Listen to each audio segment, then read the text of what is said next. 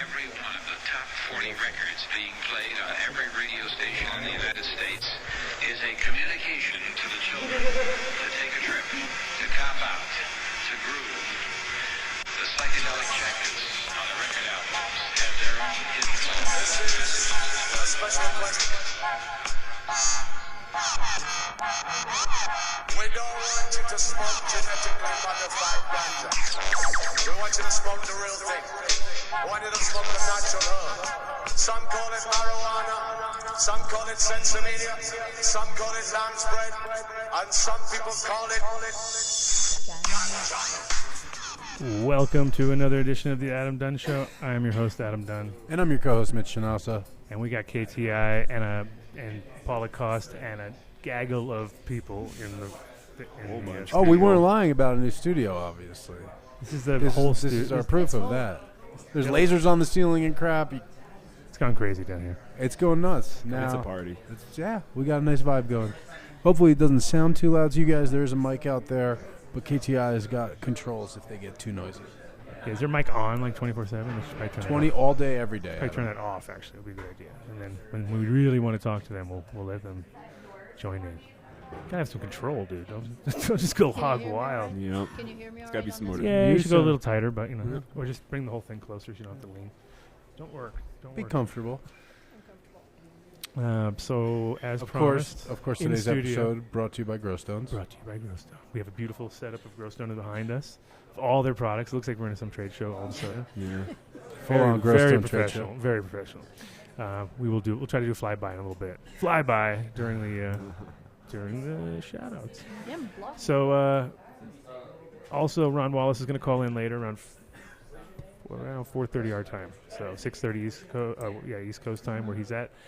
And he's going to tell us his horror story of not being the guy with the biggest pumpkin. True Halloween story. Halloween horror story of not being the guy with the biggest pumpkin in the world this year. And on top of that, his dad beating him out in the competition. So that's getting beaten by your dad is bad. But in this case, well, he's happy, of course. But at the same time, now he drags his dad around to all the shows. It's great because he's on that like morning show and stuff. Yeah. So now this year, it's like him and dad on the morning show. So it was pretty good. We'll get that call in hopefully, and we will. He's ready. He's already said he's ready. And what else? We got anybody else? Barring any giant pumpkin related. Well, we got Odie in the house. We got Sonny Chiba. Sonny Chiba. What else we got? We got a whole bunch. We have two in the house. Two in family. Everyone from Oregon and then other people. Yeah, half of Oregon here, which is good. Which is always good.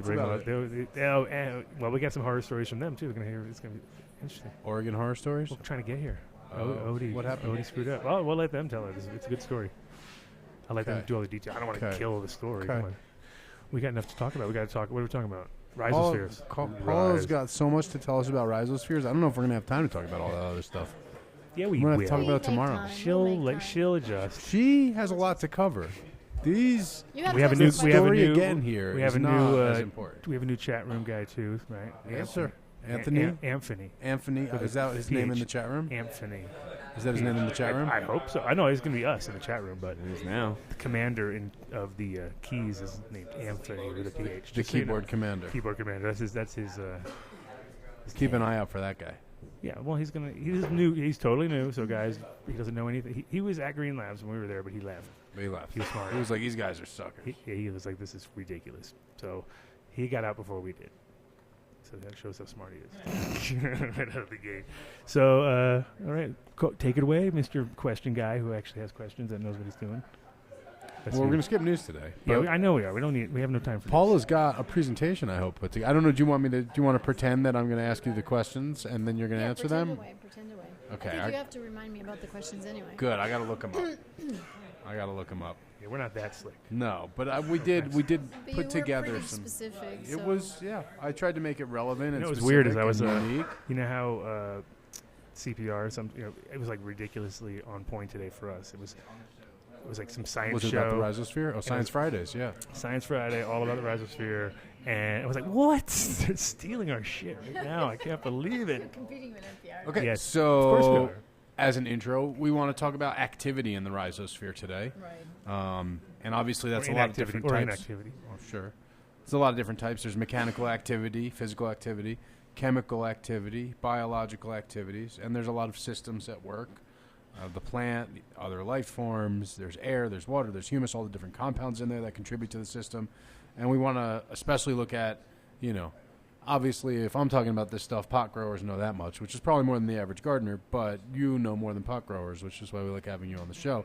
And we're hoping to get some research-based components about how, changes in the environment or in the rhizosphere affect the plant organism as a whole. Is that something we could cover? Yeah, good.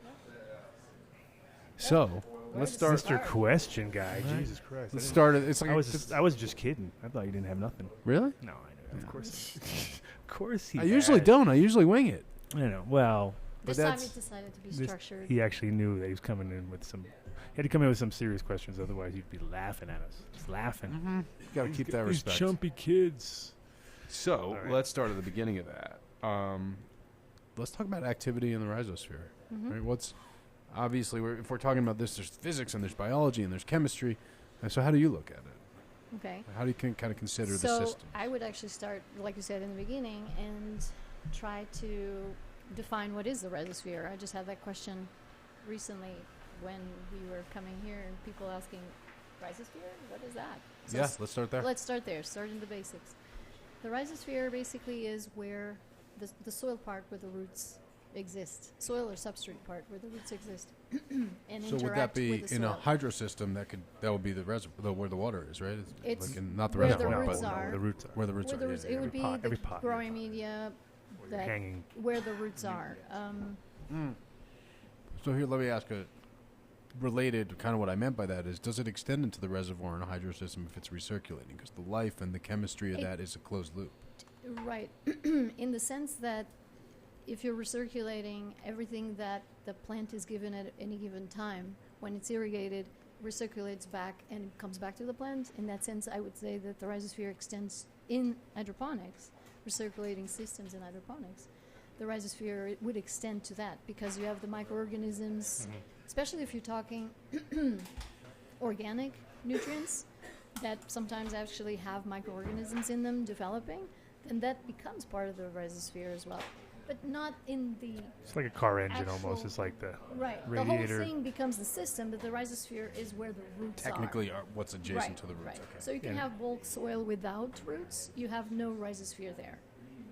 I see. Yeah, You of see course. that? Right. If So you just have bulk soil soil- that's alive without roots, Then you don't have a rhizosphere. Right. So we're going to focus now, kind of narrow down to what happens there in terms of what is the function of microorganisms, organic matter, what types of organic matter, how does that affect plant physiology, fertility of the soil, I think, and what's the effect of humus in this whole story. and I mean, humus is just one I knew about. All sorts of. Organic matter is more than that, obviously, but Right. I could start there, actually. That's a great segue to start thinking about how do we get to humus. Okay, let's do Right, that. let's do Segue that. it. Take it away. So if you Segue. think, if we're thinking about organic matter, how do we get from organic matter, like the raw plant, Like whatever's on the ground, leaf on the ground. whatever falls on the ground that is organic, how does that get decomposed, and what are the end results of the decomposition of that? The missing link here is microorganisms. You would never get from plant material, leaves, roots, microflora that dies and just lays on the ground, and microorganisms that just also die and are there. You would never get to decompose those complex structures into something that can be useful for the plants if you didn't have microorganisms. So anytime you're thinking about rhizosphere, microorganisms are the living part that is key. What do? They break down that organic matter into, by the process of mineralization, they break it down into a bunch of nutrients and mineral compounds that the plant can then uptake. Does that make sense? Sure. Sure. So And that's actually part of the nutrient cycle. But It's now, like a carbon. It's like a carbon attachment or something where it can actually moves the carbon from A to Right, B. right. It unlocks Right. the nutrients that were locked in carbon structures. They Right. were in the leaves, in the Gotcha. banana peels, in Yeah. the roots, etc. no, It of turns course. into carbon dioxide basically. But the story eventually. doesn't end there. Actually, that's where it starts. Okay. So you have the nutrient cycle that starts where the microorganisms decompose the organic matter into mineral compounds that the plants can uptake. But there is a fraction of that organic matter that only gets decomposed to a certain degree. And that is humus. Humus is the part that doesn't, of the organic matter that is not in decay anymore. It's highly stable and it doesn't, there's no further decomposition. Mhm. So what is then the importance of humus in this whole story? Well, it's actually super important for its action on the soil fertility, soil physical properties, and also for plant physiology. And I can get into more detail on this. Adam. Details. No, joint. Oh, joint. Sorry. Joint.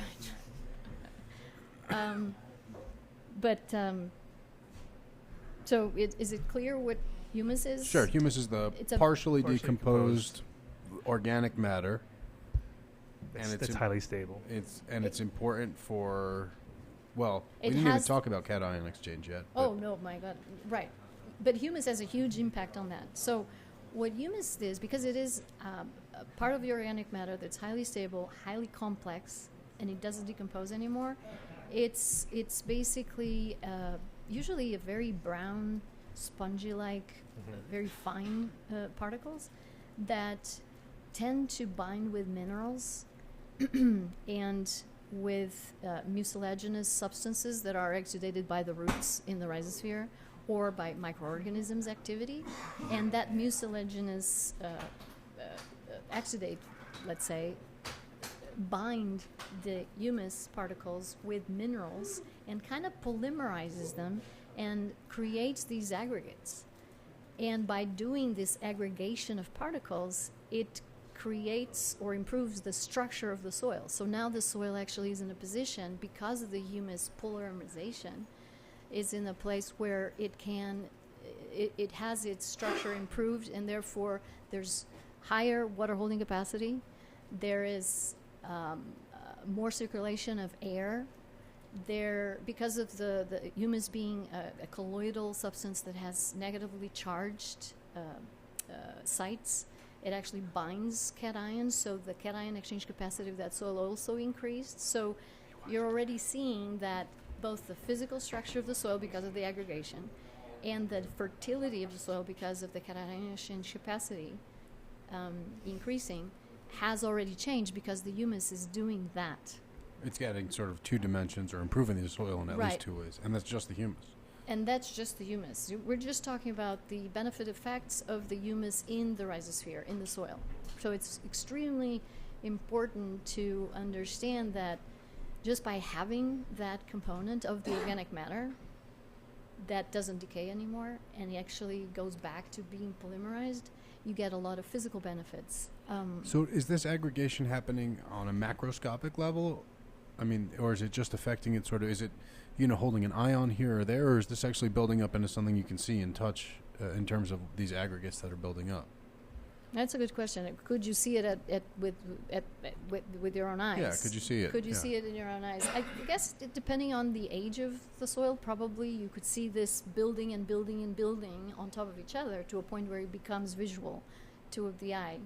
But it starts at the microscopic level. So maybe well-developed would be a sign of healthy soil. Yes. Should we pause and do shout-outs on that good note and then roll it back in? Sure. And then healthy soil is a good note. Healthy soil. Right? Exactly. We like talking about healthy Yeah, exactly. soil. We're not talking about Healthy bugs or soils something. are key. Perfect. And straight about healthy soil, we got Way to Grow. 11 locations all over Colorado. They also got, we forgot to talk about Concentrate Corner last couple times. Concentrate Corner at the 1051 Platte River location. So if you are a concentrate maker, then that's your spot. Grab your items that you might need right there. And right now, well, look at that. Look at how perfect it is. The microbe sale. Wow, how appropriate. November 9th through Okay. 23rd. All right, so it's coming up. You got a little bit of time. So, you're but back since on the they lights? changed that sale, That's kind of weird. I don't know that the lights are light special. I don't know if it's still going on. Yeah. But weird, maybe kinda go weird. down a way to grow if you want to try to get in on the tail end. You can get the $600 double-endeds for $325. Just say Adam Dunn Show. They might have a couple left. That'd be good. That'd be good. That and would be- now's the right time to now. do it. Well, right now, but get ready for the microbe sale. And there's just incredibly on point for our show, isn't it? It's kind of weird. Kind of weird. Like they're like working with Facebook or something like that. And they get our stuff. They get all the information. Right? They're listening on our phones. Yeah. Ooh, I Maybe. think that might be the case. But if they're not, you can also check out their website. It's waytogrow.net. Hopefully, you'll learn something there because they got lots of good info. And you can also find out if there's a location near you, et cetera, et cetera. All the good stuff that All you can the- do on websites. Those websitey things. And Look of at course, them go. Look at them go. big shout out to Incredibles Edibles. Ooh, Pumpkin they Pie got Delight front and center now. Of Now course. it's officially Of the season. course. Last week it wasn't featured yet, so it wasn't officially the season. I think yet. it was there. But I it was think like they. fourth. In I the think back. they didn't get it till they heard us talking about how it's the season for that, and they said, "Oh shoot, we got to update the website." Of course. And now look at it. Now look how pumpkin-y it is. Oh, that's cool. It is- Pumpkin spice, it is one graham of our cracker, favorite. 100 milligrams THC, only available limited time. Yeah, we definitely need a bunch of those for Thanksgiving show. Thanksgiving. Yeah, Thanksgiving. I'm not going to be here again, so I'll call in from New Jersey. I Okay. like those Thanksgiving shows. You do because you're not here. No, they're funny. It's funny. Like last time I was in the bathroom at my mom's house, and you called me, Mm-hmm. and I was like, I gotta answer. They're live, so it's good. Good. So we'll do that again. But I won't have Incredibles there, unfortunately. So it'll be really Chris, funny. you would never break the law. No, not to New Jersey. That Are would be you kidding insane. me? No. Come on. How many bringing? Maybe we'll eat them all here. But they have a bunch of other flavors too. That's not the only one, of course. But that's the one that you got to get now if you want It's to like get the in while limited you fit edition. in. Limited edition. Those avocados are off the hook. Fireberry, Fireberries are our favorites. Mile Highers, Mile Peach Highers, Dreams. Peach Dreams. I mean, those. If they're still around, are I they still? don't know. I don't know. See, it says seasonal right there. That's how you Boom. know. Winter mint, seasonal. See? Scroll up. There you go. Scoliosis. Pumpkin pie, seasonal. See, you need That's to- what we're those- talking Those about. are the ones. Those you are want. you grab those and you stockpile those peach dreams. season. We're gonna run out. You It's got to only- get those peach dreams right now and I'm getting then break hungry. them out in February. Yeah, those are awesome. And it's iloveincredibles.com is their site. So check them out. See if they're where. And then now you see how it says find a store and they have America. They don't just have Colorado. Yep, the Wait. whole of America. Way more complicated. Wait So till Want to know what? Can't tell Hopefully by whatever. next year's Thanksgiving, I'll be able to go to the store in New Jersey and buy one. That would be amazing. That would be good. You know, Let's do it. Go ahead, Incredibles. And of course, speaking of healthy soil, colloids, polymerization, oh a yeah. lot of the things that Colloids, you did got that one. Jeremy Silva wants to talk about that. He's- All that. He's on that. Yeah, that's. If you ever have any questions, he's the guy to call. Also, if you want to just get a good amendments at a great price and delivered anywhere. So Custom don't- soil blend, He's yeah. got that. Best compost in the world, he's got that. You want to make your own worm compost? You could do that. You want to? What does he got right there? What's that? Mason jar fermentation. Look at the endo myco mix. Get on Look our at get that. on our tip. Mhm, Oh, look at that. Go up to the right. Go on top of that. He's got the modern microbes, which he has all sorts of exotic microbes in there that give you crazy efficiency in the soil. Yeah. The Grokashi, of course. You want to make your own lacto? Get that mason jar fermentation kit. But he's got it all covered for you. Jeremy really thinks about everything for the organic gardener, and he only sources the best, most cost-effective, highest quality, lab-tested ingredients and materials. That's why we've been rocking with them since day one for BuildASoil. And Jeremy has a podcast too. Yep. He's on Check number out his what, 4? BuildASoil podcast. I think he just dropped number 6 or 6. something. Mm. We got does he have the link out right there? No? You would hope so. Maybe in Check the the blog. blog. That's usually the stuff he puts in the blog. That's why you got to check the blog. Otherwise, you don't know about stuff like that. There it is. There's what? 3 Oh, hour there you go, the conversation on podcast. organic growing. Oh yeah, he was on. Well, that's a. He was on a. He's on a. No. He's not on the Adam that's- Dunn network. No, but it's still cool. We'll get it here. He's We'll getting- get it We're here. getting him. We still love him, and we need still to rep him. take him. Of course, maybe he'll do shout-outs for our show on his network. That would be nice. That'll be good, right? And, of course, big Come on. shout-outs This is to Hydroponic Research. No, that's not the one we thought it was. But No. I always get scared. Well, we Screw switched it today. Did you? I think you did because We did I was ready because to we're going take a to use swig. grow. Oh, I got you. See, segue. because they're here. Uh-huh, I get You see? You follow? Instead of making it abbreviated, You guys are thinking. You guys are He abbreviated has a commercial. plan. Speaking of thinking, you don't have to with Veg and Bloom. Right on. Oh, perfect. Tell them all about it. Love it. It's a complete all-in-one all-phase powder mix, which means you're pretty much using the same base mix, and the only difference is that you're using life in the beginning, which is your microbial sort of inputs, and later on you're using this product called Push, and that's your foliar stimulant, and then Shine, which is your flower stimulant. So it's not too complicated. Huge results. We've got some of the biggest gardens in America out in Illinois with our buddy Mr. Phil Haig. He's got some large-scale grows that are beneficially running. We got Our first issue with new guy. He's walking up during the spots. That's all good. Keep going.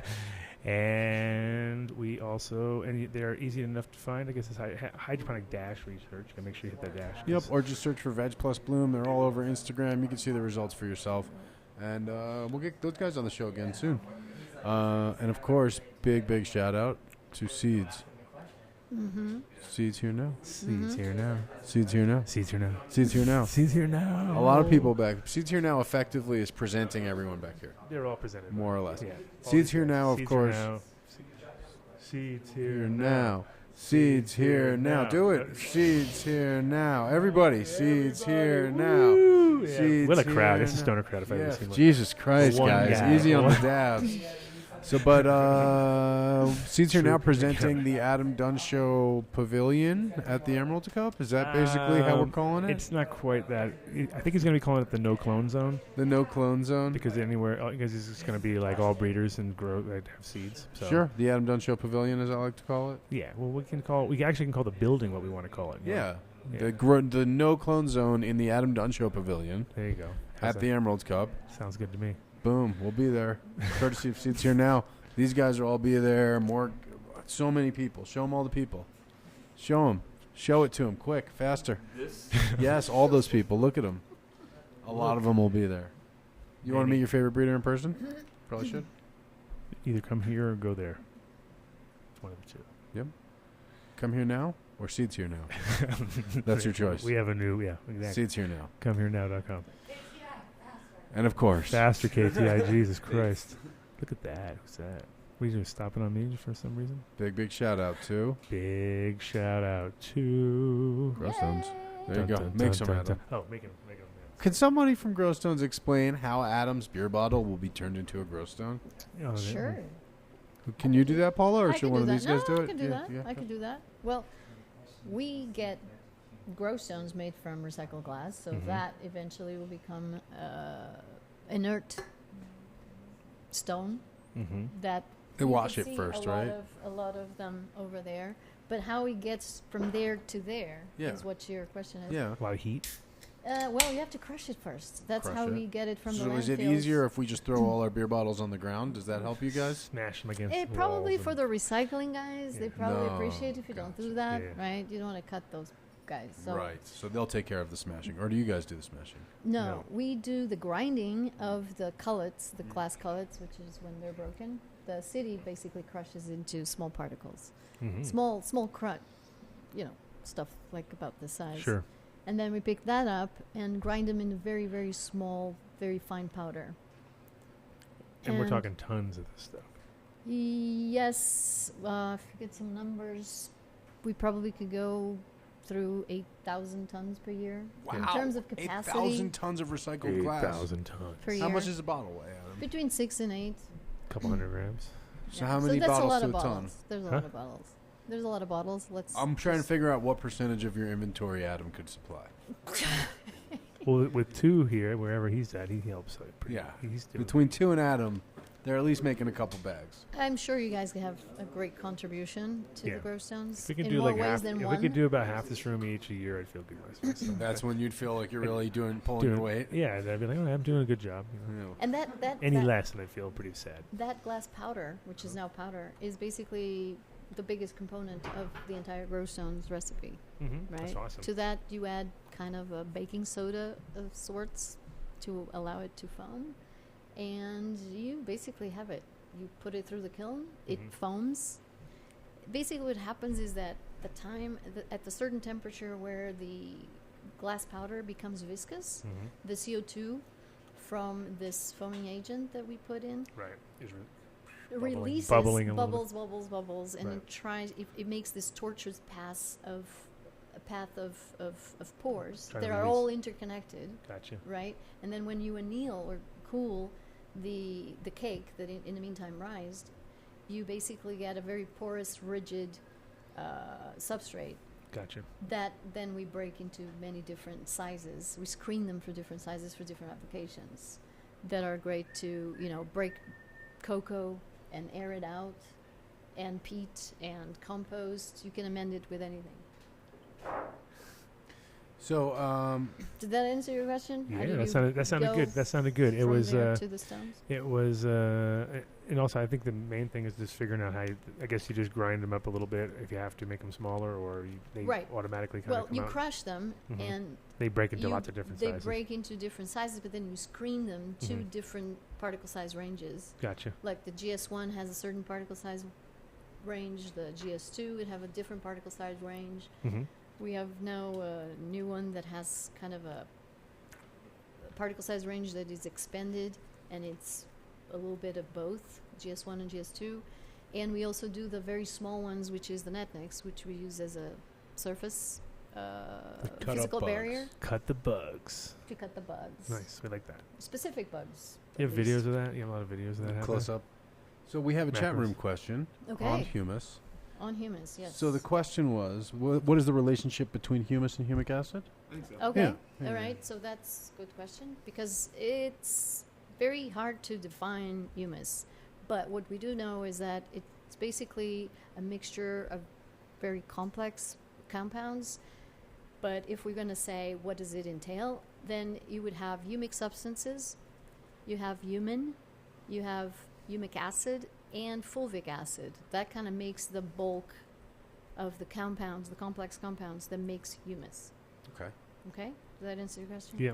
And fulvic is like the sort of tip of the tip. The differences between these Mhm. is basically two things: how they respond to water pH. Okay. Are they soluble or non-soluble in certain water pH ranges? For instance, humin, which is one of these compounds that I just talked to, Mhm. is never soluble in any pH range. It's insoluble in water. So Just sprinkle it around, What's or- it So it's soluble? not so important. It's insoluble. It just doesn't So plant solubilize. can't- So plant it can't just take it gets out. into suspension, and Oh, I that's see. it. It doesn't get dissolved in water. Mhm. And the other parameter that distinguishes them is their molecular weight. So the humic substances have a huge molecular weight, so very, very large complex particles, carbon-based chains, while the humans are humans as in HUMIN. We're The with ones you. that are not dissolved in any pH water People are they're um, dissolving people. are slightly This is smaller, crazy. and then the humic acids are slightly smaller, and the fulvic acids are the smallest. So Right. it's pH. And what does that differentiation. size mean for the plant?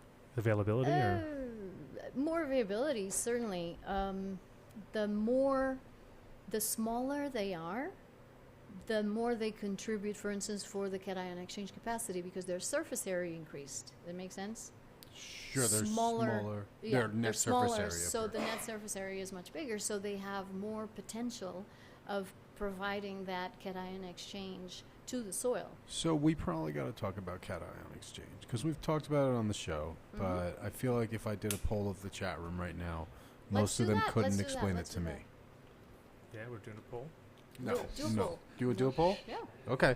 Paula knows? poll, So Paula chat poll, room, Paula poll, Paula Chat poll. room, let Anthony know. Anthony, I got you. Oh no, he's listening to the show. Who's Anthony? He'll hear it in 45 seconds. So Anthony, I need you looking at the chat room.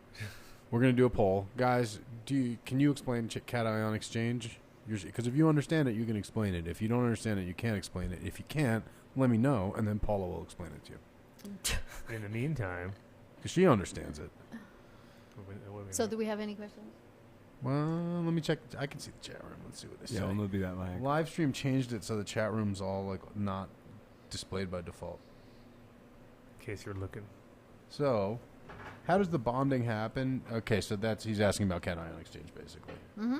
How does the bonding happen, or Well, he or said what's Dabs that? McDuck is saying it's the way particles and stuff moves through the soil and how they bond as cation exchange. Yeah, that's not too far off. Not too far. Not too far off. All right. Some guys say yes. Some can't. Some just want to hear you explain it. Okay, so just go ahead. Let's hear how you explain, because you're actually a teacher, so you're better at this than us. We tried. Okay, so soil particles, mineral soil particles, and some of the organic soil particles, the humus, for instance, they are charged with they have negative sites. They're negatively charged. Gotcha. Okay, Mhm. so imagine a surface that is negatively charged. What is it going to do? It's going to attract cations, Which are positively charged. which are positively charged. So it's basically an electronic bond that happens there. And when you have the cation exchange complex in the soil, that means that you have particles that are negatively charged that therefore can attract the cations, positively charged, and they bond to that complex. Now, because they're bonded to the complex, that means that they're not readily available as nutrients for the plants to uptake, because they're sequestered. They're kind of locked there. Locked up a But little. it's a long-term or medium-term reservoir of nutrients that the soil has Mhm. that it can work with in the long term as these particles are then released, or the cations that are absorbed there are exchanged, electronically exchanged with other cations that are stronger and more potent, because there are, like say, sodium. Perfect example. Sodium is Na plus, one plus, right? So it's a monovalent, and calcium is more powerful. So calcium is going to replace. If calcium gets close to the cation exchange complex, it's going to displace that sodium and replace him with one Like calcium. a bully, Bump like it a out. big bully. Does that make sense? Yeah. It's a bully. Yeah. In a sense, What kind of like comes around and says you're nothing, like It knocks just you off and pumps jumps it out. in. Exactly. But what happens to that sodium is that it gets released into the soil. Mm-hmm. Right? And if you have too much, then you're going to lock out. Or Well, if you have too much, you have a problem. If what you have too much of is sodium, that could be a problem, right? But that was just an example of how Sure. they interchange, and why do we call it complex exchange capacity? To the mechanism of exchanging cations in the soil and lock or release the cations. That is So it only gets released it's when a constant something interplay. bigger bumps it out. when a bigger pumps it out. It's yeah. like billiards or something. Like someone comes in and bumps it out, and I then it wouldn't goes know. off. Or Yeah. something. But you need to have that negative charged particles in the soil for the cation exchange capacity to even exist in the soil. So we have a follow-up question there from Dabs McDuck. So if you have a plant, like he's giving the example of dandelion, that uptakes a lot of calcium and is pulling that out of the system, is that going to affect the cation exchange or the cation exchange? The cation exchange load at capacity that time? is what it is. Well, So- but does it change the state of the cations in the soil? It may. Okay. It may. And it may also affect the availability of the calcium that he is adding to the soil as a fertilizer to actually be available for the plants. Do you see what I mean? Sure. Right, that makes sense. Because if there are what if you just cut them off and put them right back in? So you get all that trapped stuff. if there are enough negatively charged particles that are retaining the calcium that he's providing, that calcium is most likely the one that is going to be locked because it's more powerful, right? Gotcha. And it's going to be locked until something else that's bigger gets there, or that particle gets broken down mechanically, possibly, and then releases its cations that are absorbed to the complex. So that happens sometimes a lot with, say, cocoa. There's this thing about, do we buffer cocoa for or not? And that's exactly what is the mechanism underlying the thinking What's that people... the mechanism there? Cation exchange? Or No, the fact that cocoa does have a cation exchange complex, and therefore, if some people think that if they don't not pH buffer, if they don't buffer the cocoa, that cocoa might be not so good quality because it might have too many absorbed sodium and potassium, that once you are fertilizing with calcium, that calcium, instead of being your fertilizer, it's going to be locked into that cation exchange complex, displacing the sodium. So you have a lot of sodium available for the plants, and you lost your calcium that you are adding. right, that makes sense. Does it make sense? Yeah, because it's just Right. switching it up. So buffering the cocoa, what it does is that you're basically bombarding the cation complex with calcium nitrate. And by doing that, what you're doing is saturating that complex with calcium, so Sure. that when you are fertilizing, all the calcium you are adding is in solution and is available for the plants, and it doesn't get locked into the complex. That makes perfect sense. Yeah. Okay. So, okay, we covered a lot of But stuff not, in the but beginning. the jury's still out whether or not you do need to do that to have a good calcium fertilization and not have nutrient lockdown. Because, for instance, in hydroponics, in a setting where you are irrigating frequently, giving them everything they need to the plants, then there's really not a lot of opportunity for, say, calcium deficiencies to occur, because you're providing calcium constantly with the other nutrients that you have dissolved in the nutrient solution, the nitrogen, the potassium, so you don't really have that risk in an hydroponic setting where you're controlling the root zone with the proper fertilization Right. constantly. So, I want to move along. But there's more to say about hummus. Good, do it. Do it. Humus. Hummus. I'd like to get some hummus, actually. Let's Hummus, get some mate. hummus. Should have had some. We could have, like, Then we could have done humus and humus. could That have would done be some good. hummus. Because hummus jokes. one of the functions that it does have, and I was just brushing up on that concept just today, actually, but it was super interesting to know, was the function that it has in the physiological activity of plants. Okay, that's perfect. That's exactly. So yeah. and that was one of the questions you did have. Yeah. And how does that benefit the plants?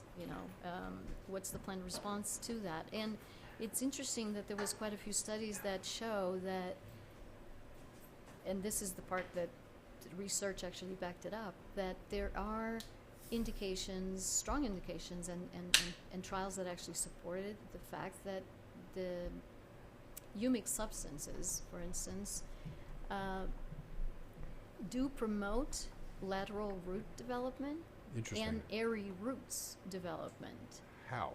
And the way they do that, that's really, really interesting and exciting, is that the humic substances have hormone-like activity, much like the auxins, which Right. are a root hormone that is responsible for cell division Right.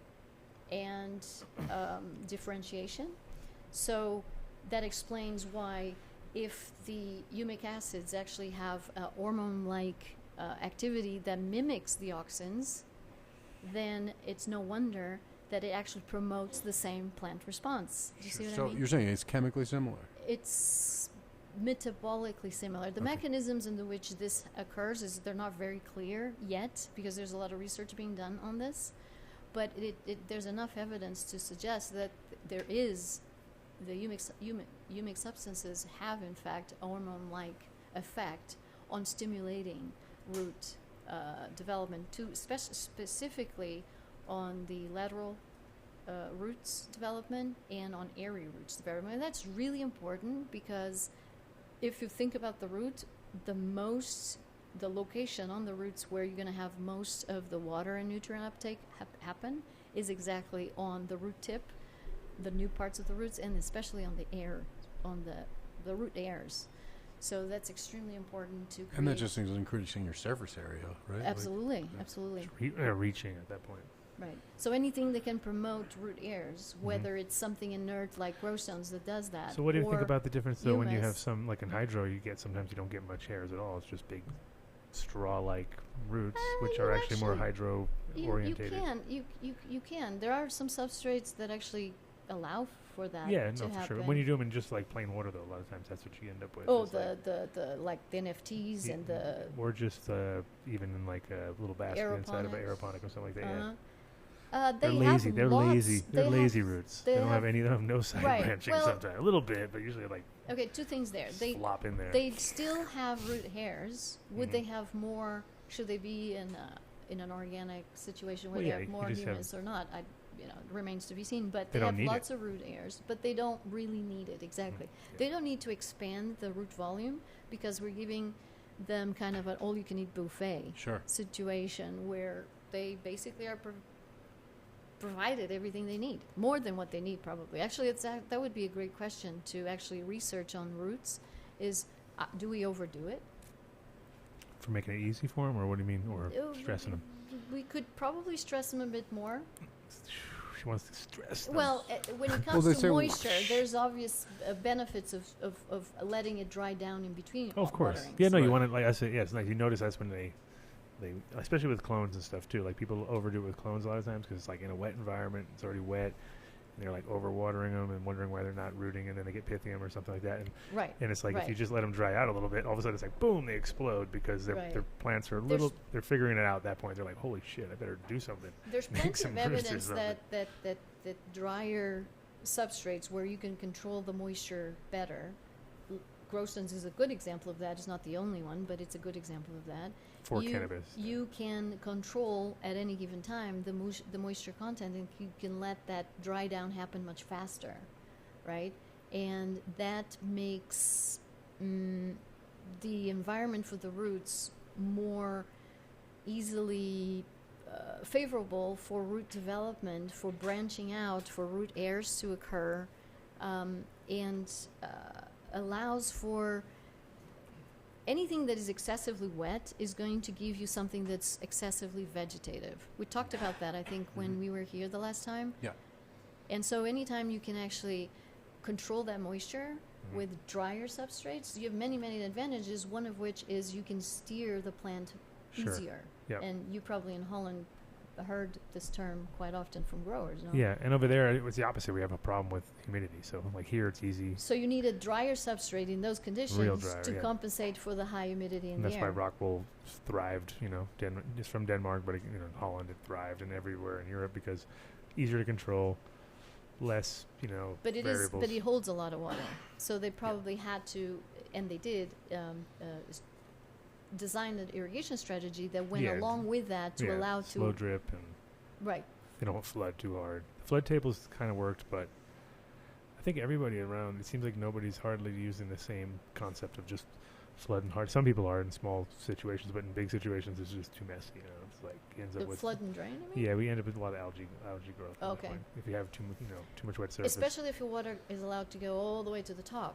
Well, yeah. But if the medium has some wicking capabilities, you just go up half. And you go about they're, 3 inches below the surface, and the rest is wicked, and Yep. therefore your surface is never too wet, and you avoid algae growth. Sure. That's Good. something you do with grow stones, by the way, because of the capillary Look at action. that. How is that? No, but How is that The possible? segue. How are those possible? it's a very important characteristic that we do have, the Yeah, talk about capillary this, action. please. That's exactly one of the things I wanted you to talk about today. Let's talk about capillary action and why it's important. Right. That's one of those mechanical aspects of the system, right?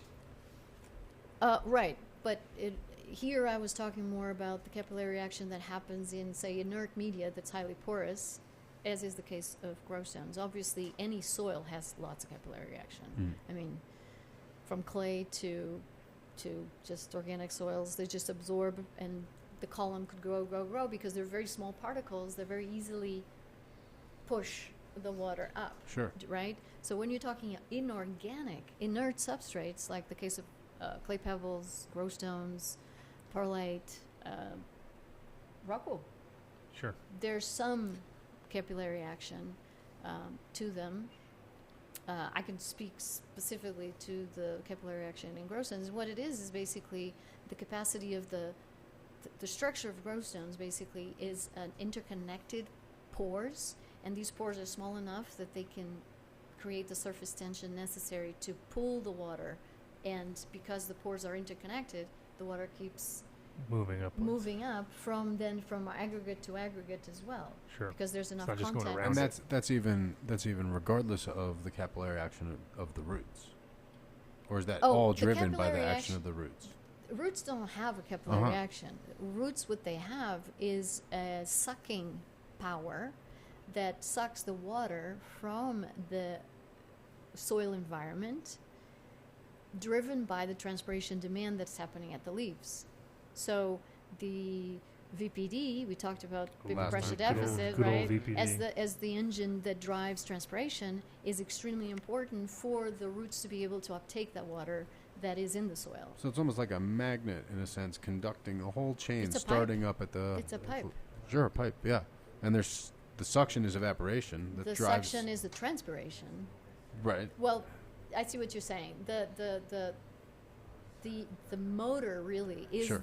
is the deficit in water vapor that exists between the leaf or the inside of the stomate, which is saturated, and the atmosphere. So the drier, the bigger this gradient, the more water is going to come out of the stomates by transpiration and pulling the water through the plant from the roots. So that's from totally the soil. related. So it's a continuum. It's actually a continuum. Soil, root, plant, leaves, air. Air. And then It's it a rains continuum. and it goes back to the soil. That's beautiful That's a cycle. beautiful thing. See, recycling. It's the water.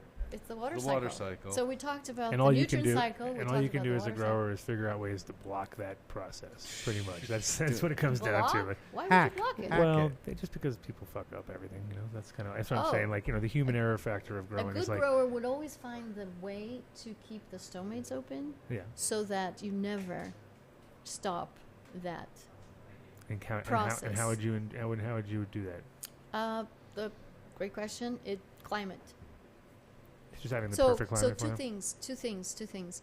At the leaves level, the way you do that to keep the stomates open all the time is to create the conditions that are not too dry. Otherwise, the stomates tend to close. Right. And when you say not too dry, what relative humidity are we talking about? It depends by plant.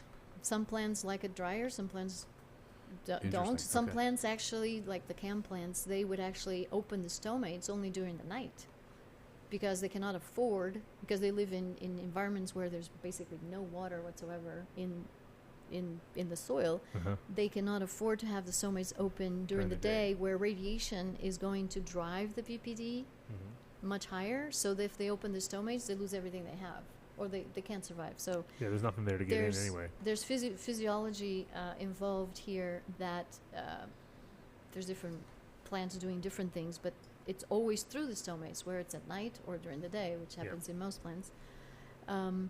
So there's that part, creating the climate, which has the VPD that is not too high, not too low. A low VPD would correspond to very high humidity. You see that, right? Now, does that at any point push moisture from the atmosphere? Yeah, like does it cause the opposite, right? Like if there's not enough, and if there's less water vapor in the air than on the surface of the leaf, it transpires up into the air. Obviously, does the opposite happen? Like if there's less in the leaf, I guess then it just starts condensing. What happens is, there is something that's a very interesting question, but we could get into a situation where the stomates are open.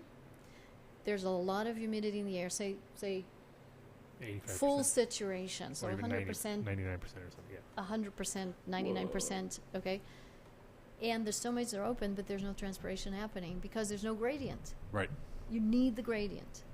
And you could create the gradient in those conditions doing one thing only, which would be moving air through the surface of the leaf slowly, not to create mechanical damage Sure. and close the stomates mechanically, but to move air and replace it with drier air. So creating air movement is another way to create a great climate that promotes It's transpiration. almost like a closed loop, how you have to do hot and cold and kind of create a action. Cause movement through Otherwise, it that. ain't gonna happen. Like, Right, because there's something called the boundary layer, and which is, we're getting way too specific here. That's great. I love boundaries.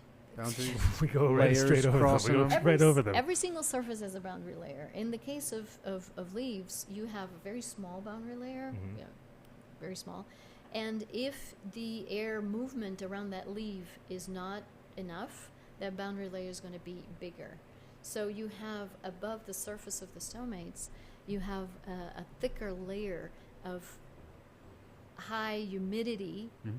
that is not being blended with the rest of the air. So it creates kind of a block to transpiration. Okay. When you create the movement, the air movement, that boundary layer thins, and it's easier to create that gradient. And the water vapor from the stomates, which comes out, right? That there's that exchange of water Yeah. to the atmosphere, and with that, it pushes water from the pipe, which is on the upstream of the leaves, all the way to the stems, all the way to the roots, and poops that pipe. It keeps it running. The other thing that happens when the stomates are open, this is why it's really important to keep them open, is photosynthesis. If they are not open, CO2 is not entering the stomates. If that doesn't happen, it doesn't matter how many lights you have on, it doesn't matter if the sun's shining, the plant is basically not photosynthesizing because it's not allowing the CO2 to come in, because stomates is the portal through which the CO2 It's like comes holding in. someone's nostrils while their mouth's closed. They can't breathe. Like you're Right, covering. I mean, we how breathe, right? easy So apparatus. we inhale oxygen and we exhale CO2. The plants do the opposite. Right.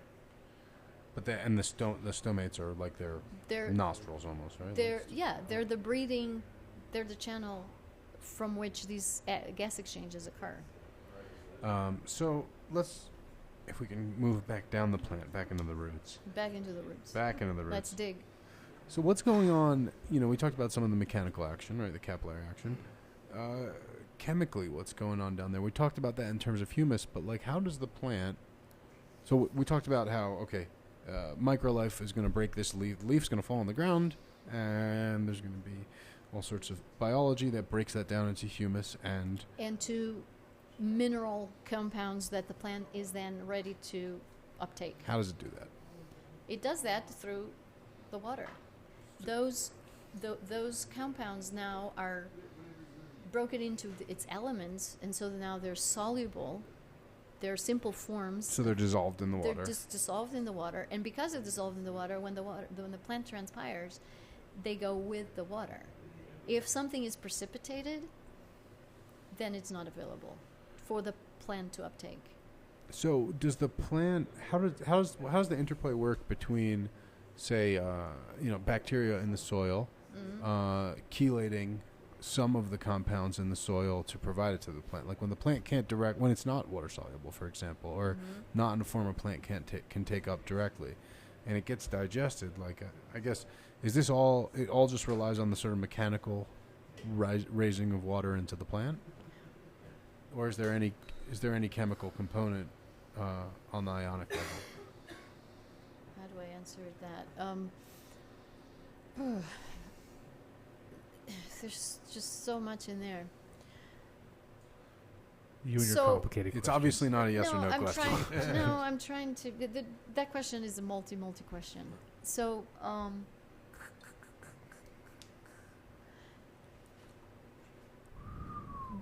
It's a big one. right. There's okay. So there's the components that are dissolved in the water and ready to go, right? And then there's the ones that they're not ready to be dissolved in the water. They therefore may or may not be uptaken by the plant. There's actually a discussion, and it's not clear whether or not humic acids and fulvic acids are able, if the roots can uptake that, because the more complex molecule, right? There's some discussion going on, and I would think that probably not, but this jury is still out on that.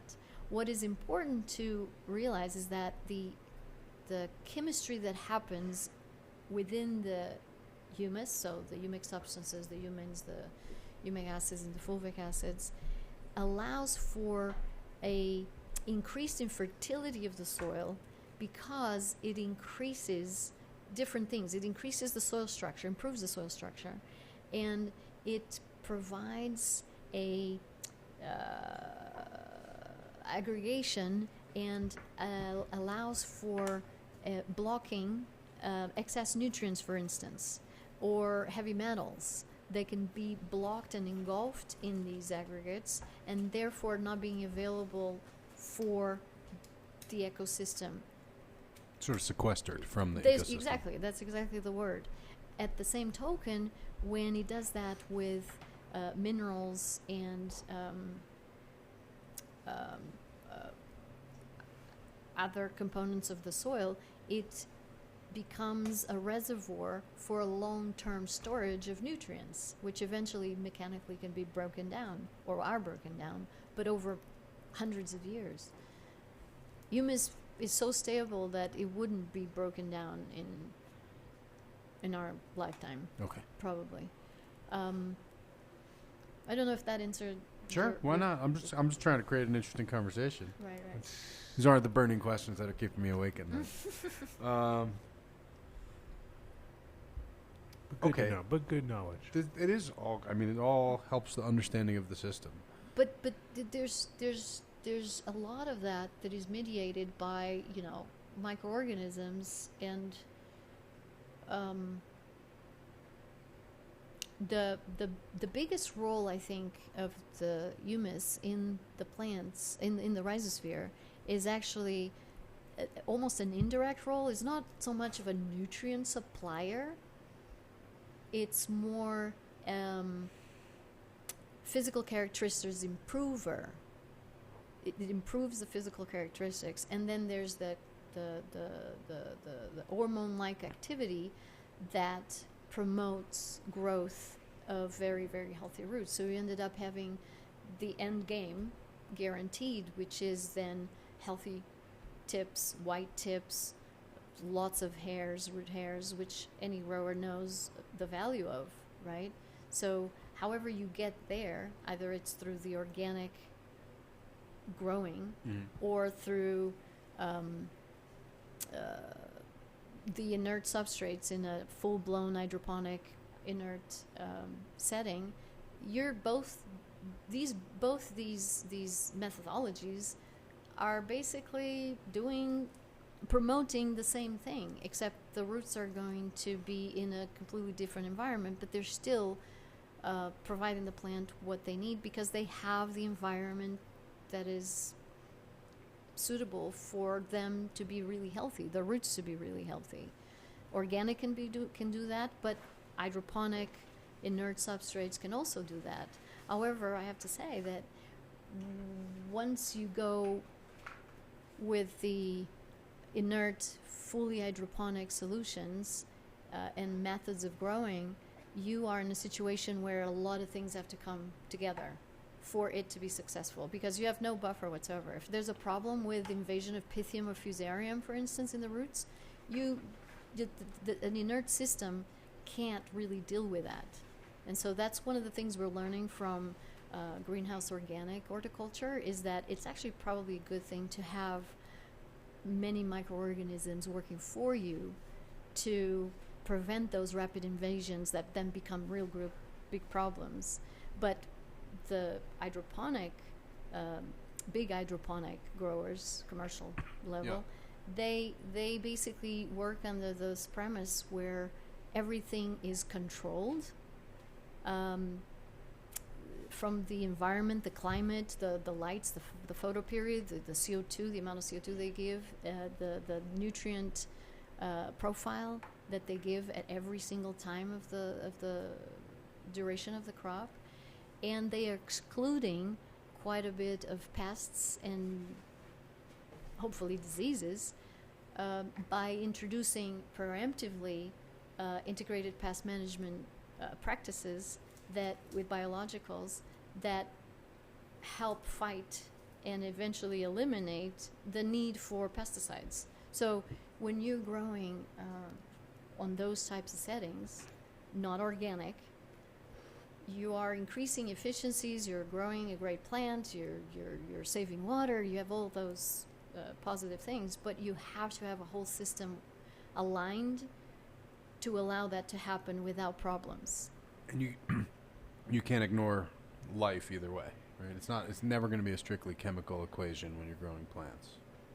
I think anytime you have the roots growing, there will be, because spores and microbes, they're ubiquitous, they're everywhere, right? There's spores everywhere. Sure. So if you have an hydroponic system, you can have an inert substrate, but the minute the roots start growing, you have microorganisms that start colonizing, and hopefully they're the good ones. Right.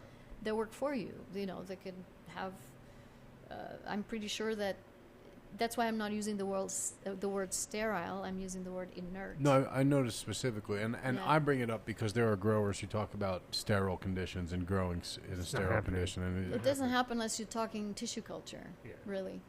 No one's doing it. Right. Well, maybe tissue culture, but nobody's growing sterile. Right. No, you don't grow Can't. sterile unless you are in tissue And that is the culture. problem of sometimes growing trying to think you're growing sterile, and then at a certain point you get just whacked. You know, something out of left field, and you have no defenses at all. So it's kind of nice to Exactly. understand how to build your own little ecosystem that's actually all active and So things are rolling. Back to the Rhizosphere, one of the ways to get a very healthy root environment, to get to those white tips and white root hairs, is to have a very balanced proportion of moisture and air at all times.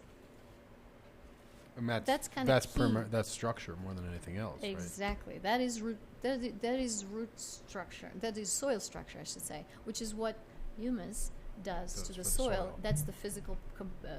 That's the physical positive influence that the humus has in the rhizosphere, and it's an indirect. Like I was saying, it's an indirect effect that then promotes a healthy root zone that promotes the development of healthy roots and healthy plants. Can you talk at all about like mycorrhiza and other sort of Symbiotic. symbiotic organism or organic systems in the soil? Well, there's the rhizobacterium that you have with the legumes. That is another symbiotic relationship that assimilates and fixates nitrogen for the plants. So So how- it's a source of nitrogen, basically. I have a really geeky question about this. Okay. So, like chicken or the egg there, like did these bacteria evolve after these plants evolved, or did these plants evolve to work with the bacteria that were sort of around? I don't know what came first, the chicken or the egg. I know that, unicellular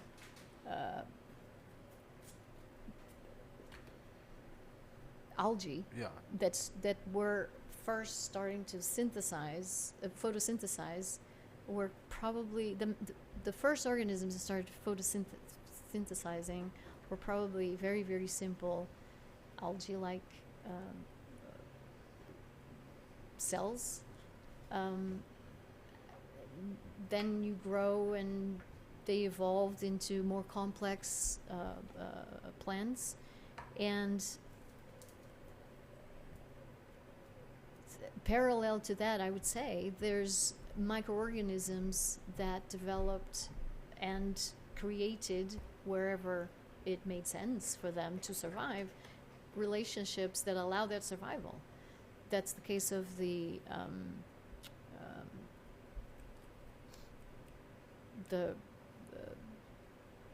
rhizobacteria, the rhizobium that I Yeah. just talked about, and also the mycorrhizae. Some of the mycorrhizae, I'm not sure if all of them, but some of the mycorrhizae, the spores don't even germinate if they're not in contact with the roots.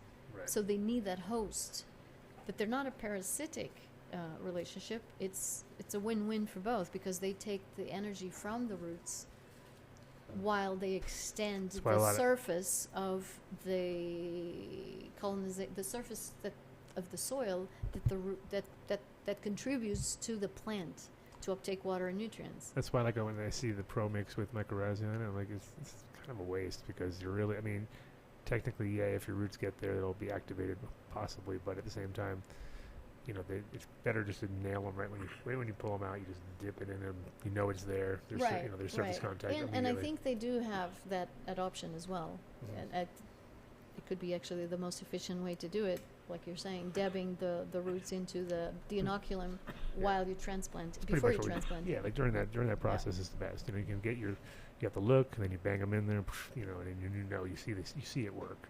And other See it times, stick and But you have- get Yeah. going. But you have, already blends that are already inoculated, and yeah, that's what I was saying. Pro mix with it, but I don't know. I'm always like, I'd rather just do it myself and know that right. they're actually there. You have It's more control over that. Yeah, and then it's like you don't really need it all mixed in there. But some people, they like to have a ready-to-use, blend that's already Everything. inoculated, and there's Everything. nothing wrong with that, as long as you don't go over the expiration date of that's usually in the bag, because these are microorganisms. living things. They're not going to live forever or be available forever. Yeah, and I just feel like when you buy something like that, it's pretty good to test each product along the way, and if you buy it with it already mixed in, and then you start adding on top of that, you never really know. Then you don't even know. You don't know right. what's going on at that point. Right. So it's better almost to start inert, try it with your own. Right. That's one approach. Just for because sure. that might work, but I always felt unsafe. So I buy the Sunshine number 4 instead of the Pro Mix, whatever that one is. But to be fair, everything that is in there already, especially if they're spores, which are basically resistance.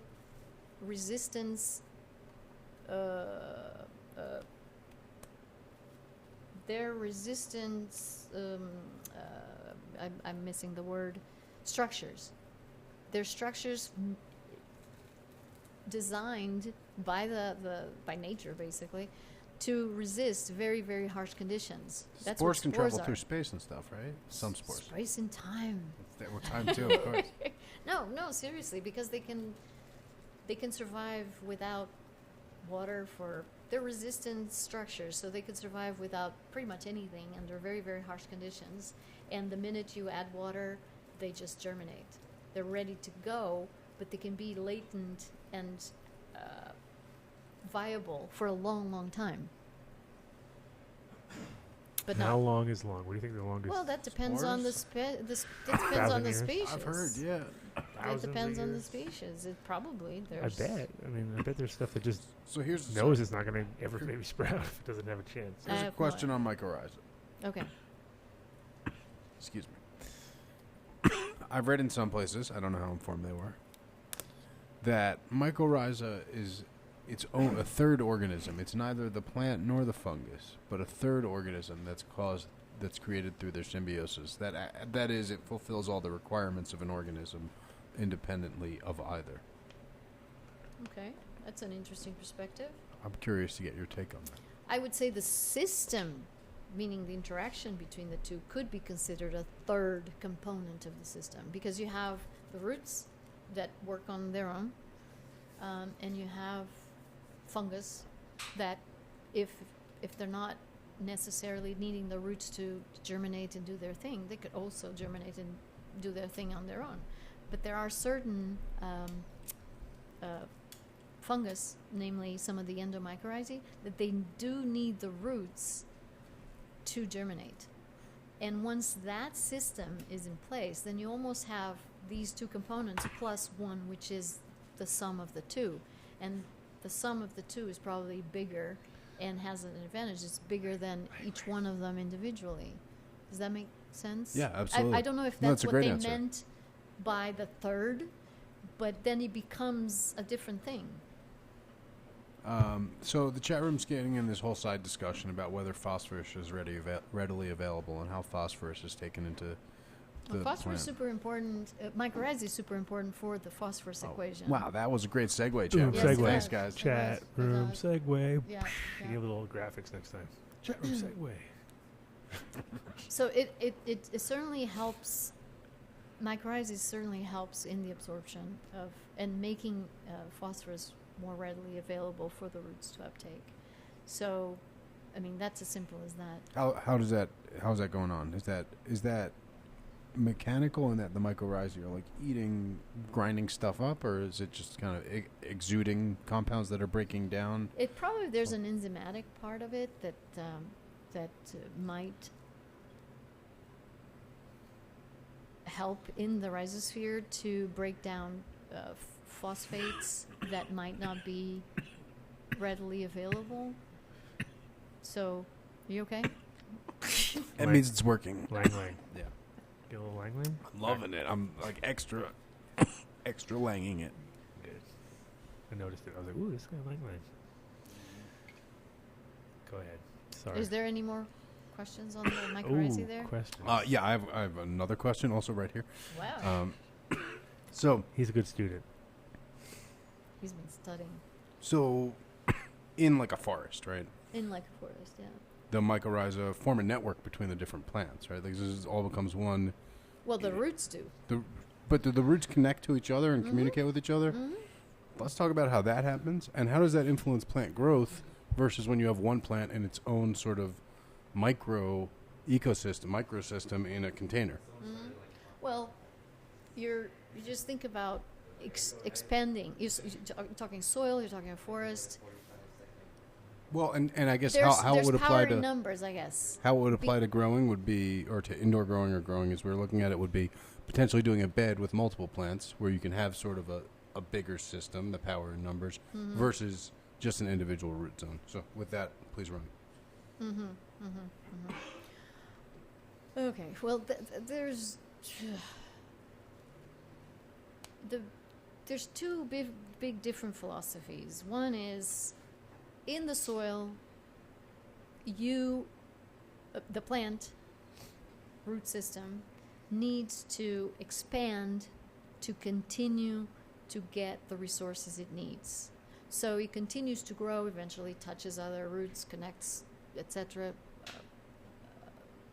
But it needs that expansion because as it's absorbing water and nutrients, those get depleted where those roots are. So it forces the plant to go and explore and put more roots and more root hairs, and the roots are always elongating because they need to expand the area where they get resources from. So they expand laterally. Plant can't get bigger if the roots don't get bigger, right? Correct. But it's the plant size, the leaf, the canopy size that actually drives the growth of the roots. Right. The fact that you have a lot of room in the root, a lot of room in the soil, a lot of volume in the soil, it's not going to make the roots grow more. The roots grow as a demand to supply what the plant above the ground needs. So the old grower adage, bigger roots, bigger fruits, is sort of like bigger canopy, bigger roots, bigger canopy, bigger fruits then, right? It's or bigger canopy, bigger roots. Right, and then if there's anything too bigger roots, bigger fruits. And if the two are aligned and the climate is well... Still holds valid. Bigger then root, you bigger may fruit still have bigger yields because the plant is performing at its full potential. Right. But you see what I'm saying? There is not really a chicken and the egg thing. It's the canopy that's driving the whole root system. development. So growers don't know what they're talking about. Right. Once So they- coming back to your question, Mitch, coming I'm back to your listening, yeah. question, when we went to substrates, when we went to hydroponics, whether it's organic or chemical fertilizer based, you basically put then the roots in a container. And that container size, growers basically decide that based on their experience, tradition mostly, and preference. But now, does it matter how many different plants' roots are in that, Well, X size container? You don't want roots to be bound. That's one thing that I would say. So So if it's too many in too small a space, it's not going to be good.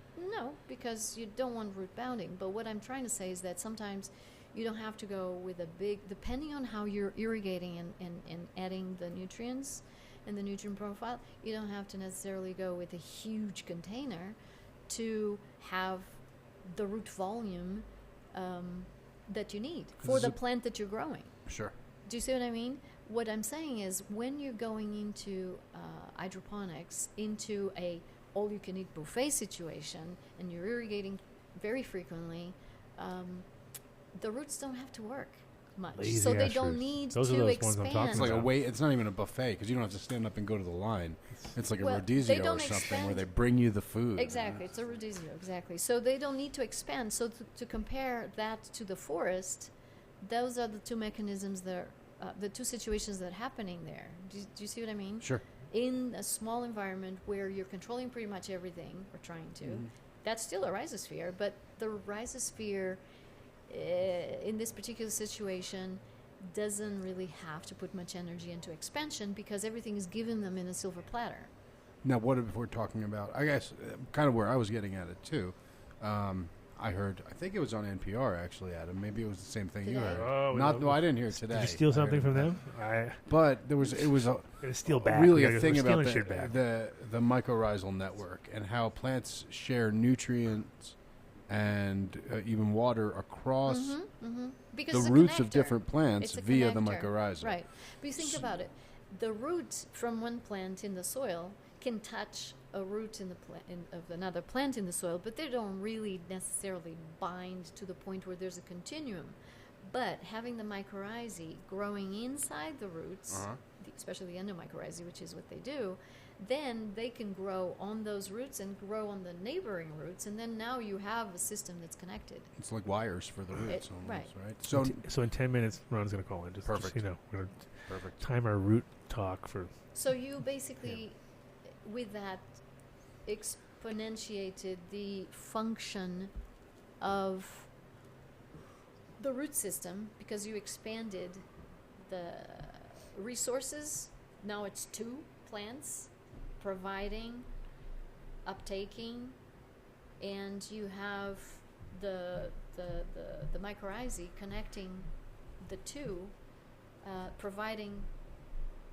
So in that regard, Resources. maybe there would be some advantage to having more plants sharing a soil system than an isolated plant. No, wouldn't It depends on the situation that you're on the growing. soil system, It depending on the soil system. So if you're talking a forest, or if you're talking growing in soil in a large scale, Greenhouse is kind of in where the I'm picturing greenhouse, it. you're in the whole other end of the spectrum.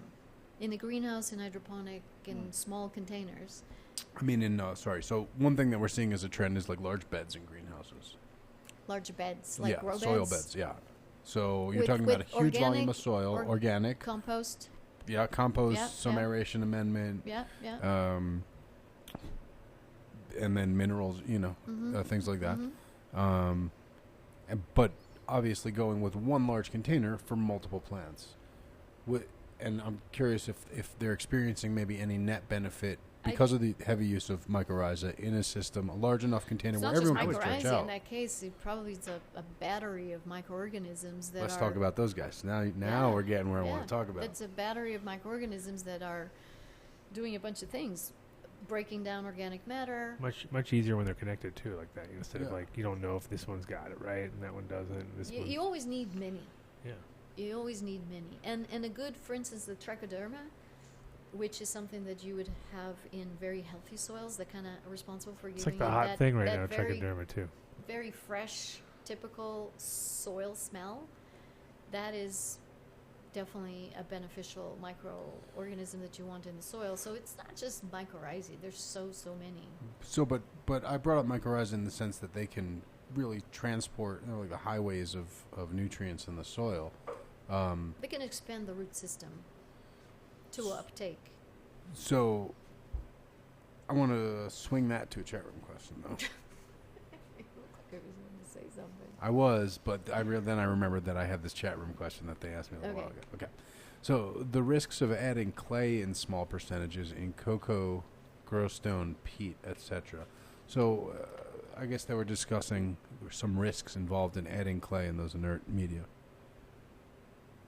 Okay, I don't know why I would do that except for on cocoa blends. Sure. Cocoa being one of them, yeah.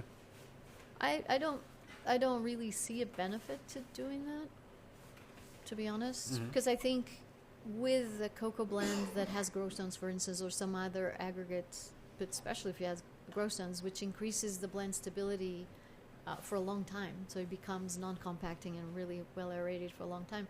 You basically, all you need to do now is really to provide the nutrients that the plant needs, and I wouldn't see the benefit there to have an increased mineral content, because if you think about it, the aggregate component to that blend in this case, if it was grow stones Mhm. or some other aggregate, they are probably mineral based, and they would be leaching out minerals by themselves. Why would I add a mineral soil there? I like clay, which has very many fine powders. I would say maybe, and that's where the question came from, is that it could increase the cation exchange capacity because clay has a huge cation exchange capacity. It's a high negative charge, and could potentially do that. But Coco already has a cation exchange capacity, or cation exchange complex, I should say. So hopefully that answers our chat room question. We'll see if they have any questions. Let's see if they say yes or no. Were they asking that? They Was that seem from to be- people here? No, that was the chat room. They seem Okay. to be agreeing more or less. Agreeing I'm reading more or More or comments. less.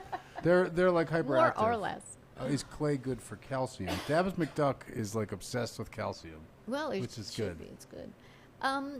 Depending on what soil is growing on, like I said, the cation exchange capacity could, the cation exchange complex being negative could lock down quite a bit of calcium initially.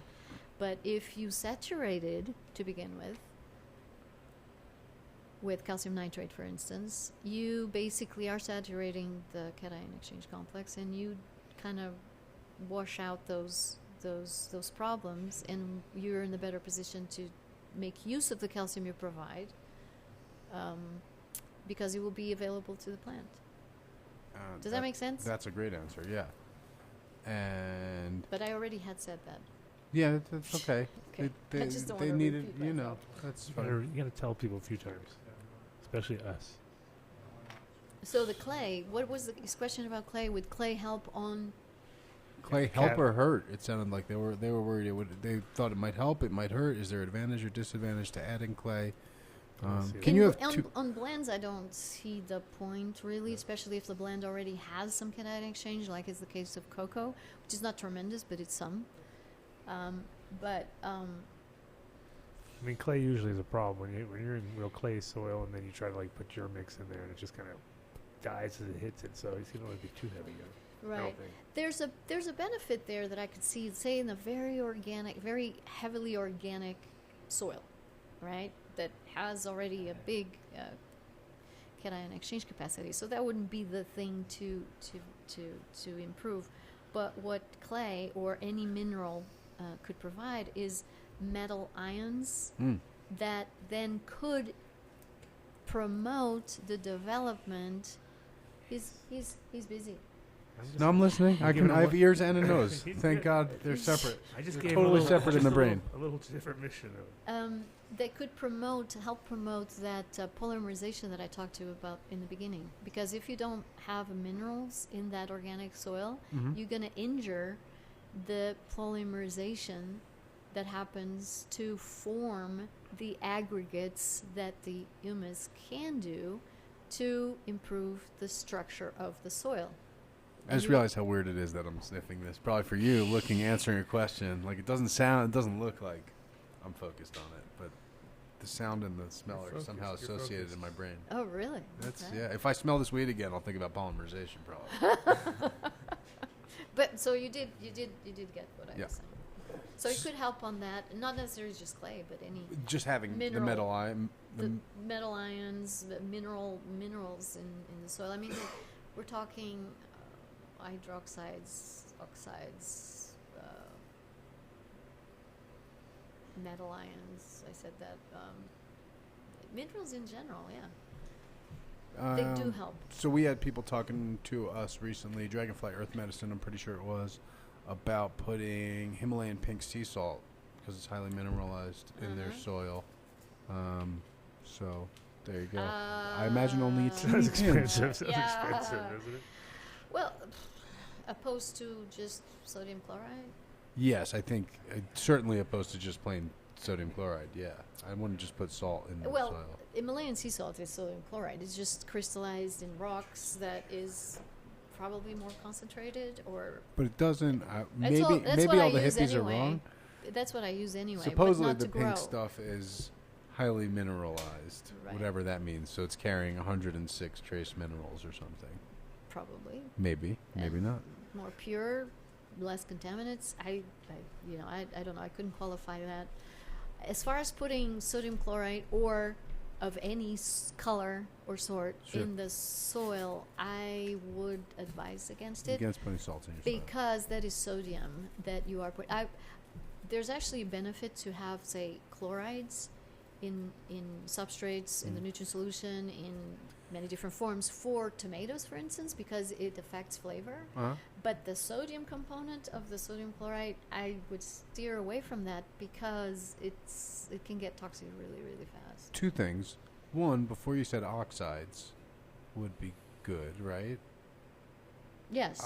So can you put like a rusty penny in your soil? Wouldn't that be like a rust nail or something? Yeah, sure. Nail, rusty nail, rusty penny. That could be a source of iron, for instance, if it's an iron nail. Sure. It could Not anymore. It'll be some galvanized. Or put copper oxide garbage, or 5 layers of nothingness.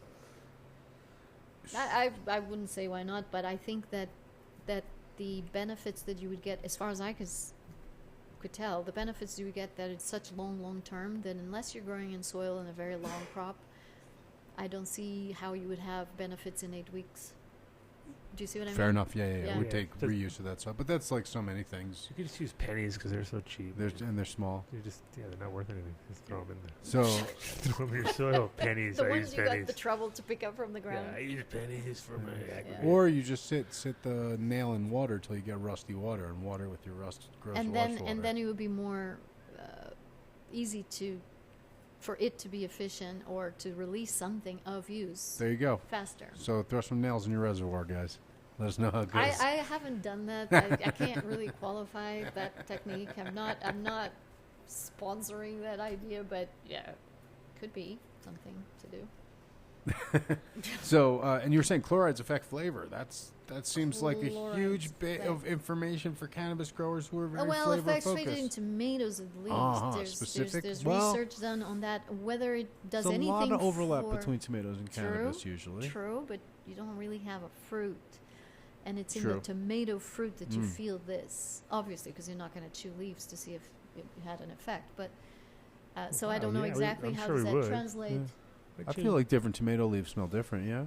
I would, if they had an effect. They I had would such choose a them. strong That's the problem. I smell don't that you have to have a very, very acute Did you sense see of me smell. getting into that haze yeah, there, I did. Paula? You Come on. might be the one. Well, the thing is with tomatoes though, when you smell a good one, you're like, oh man, that's that's a tomato right But they there. have stems and leaves of tomatoes. They not only have these very dark waxes that basically tint your entire hands of first green, then brown when it oxidizes. But they have this very, very distinct, strong smell. Someone's recommending magnesium sulfate for the stank in the plants to make the plants more stinky in a good way. You mean to increase the aromatics? Sure, In yeah. In I guess cannabis? that's the sciencey way to say that. Yes. In the cannabis? In the cannabis. In Okay, the well, cannabis. I'm writing that down. I didn't really know. Here he comes. Oh, Mr. the Ron man Wallace. himself, Mr. Is Ron that Wallace. the exploding pumping? Yeah. Pumpkin. Shh, don't talk about Don't ruin his life. Yo, Ron. Hey guys, how we doing? Hey Adam. I'm doing really good. Yeah, of course I gave you. My eyesight is not so good, so when I punched that number, and I thought it was 720, but it was 729. That's not so smart. So we got Mr. Ron Wallace on the line. The Pumpkin himself. Happy holidays to you, Mr. Pumpkin. 1 year ago, we had another show. It was awesome. We learned so much. We learned so much on that show about the connection between the pumpkin world and the cannabis world. Exactly. We were like, wow, this is great. And we heard you had a tremendous year, which was the highs and the lows and all the in-betweens. So basically, I know you told this story 5,000 times, and I know you don't want to give your dad any accolades, but apparently your dad crushed you this year, right? Is that what happened? Yeah, Dad took me to the woodshed, and which was, even a blind squirrel gets a nut, right?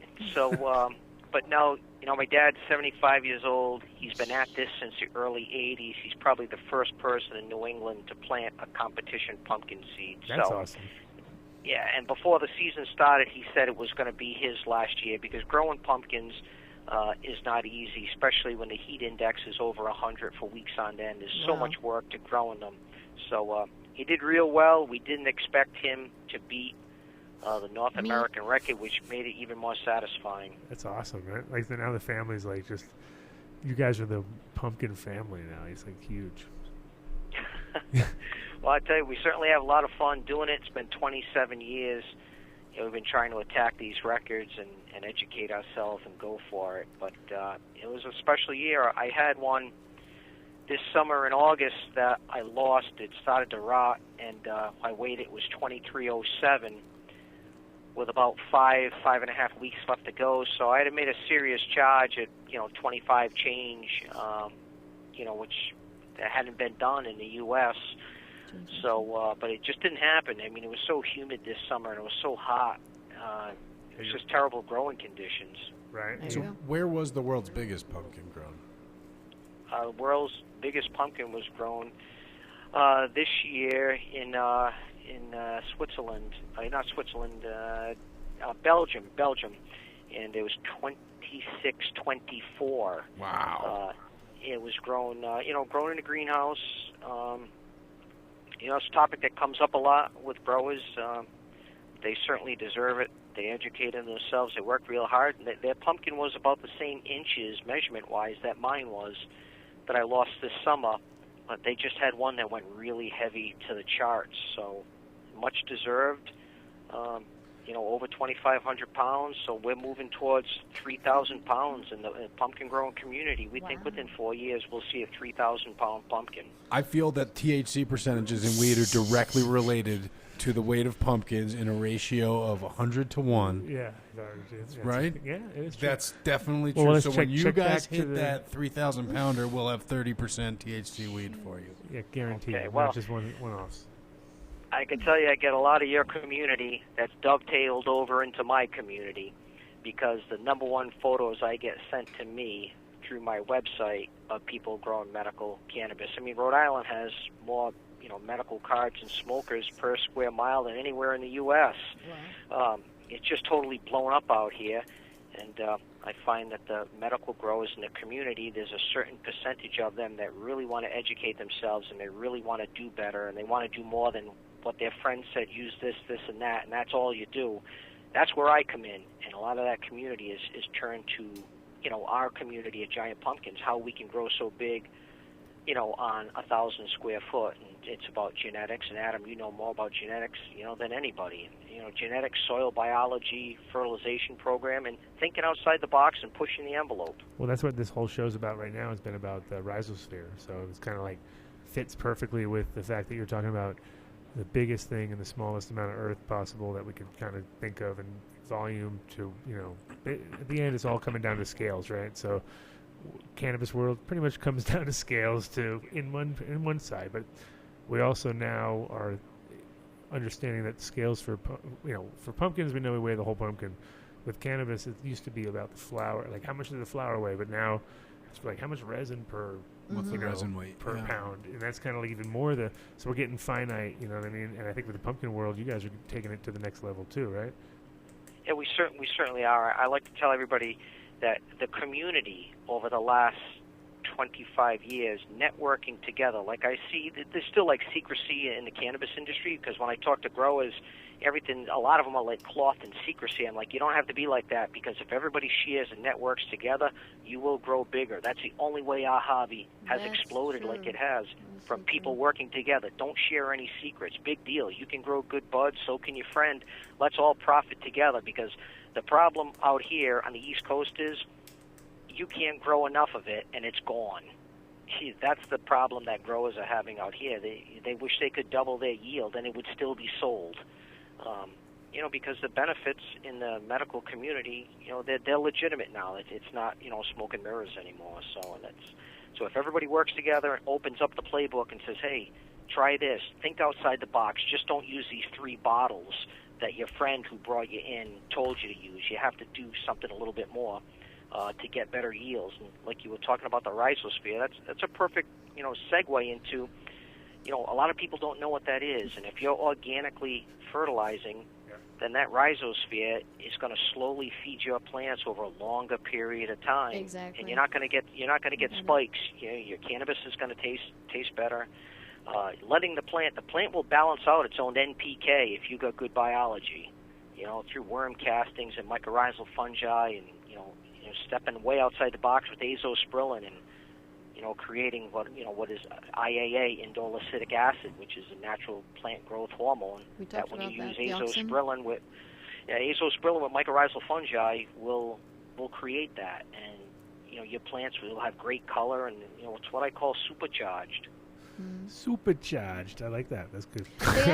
They actually on what he was saying about the indole acetic acid, the IAA, which is an auxin, that they actually found that humic substances, they found that it includes auxins, probably derived from the metabolization and decomposition of organic matter up to the point where it's humus.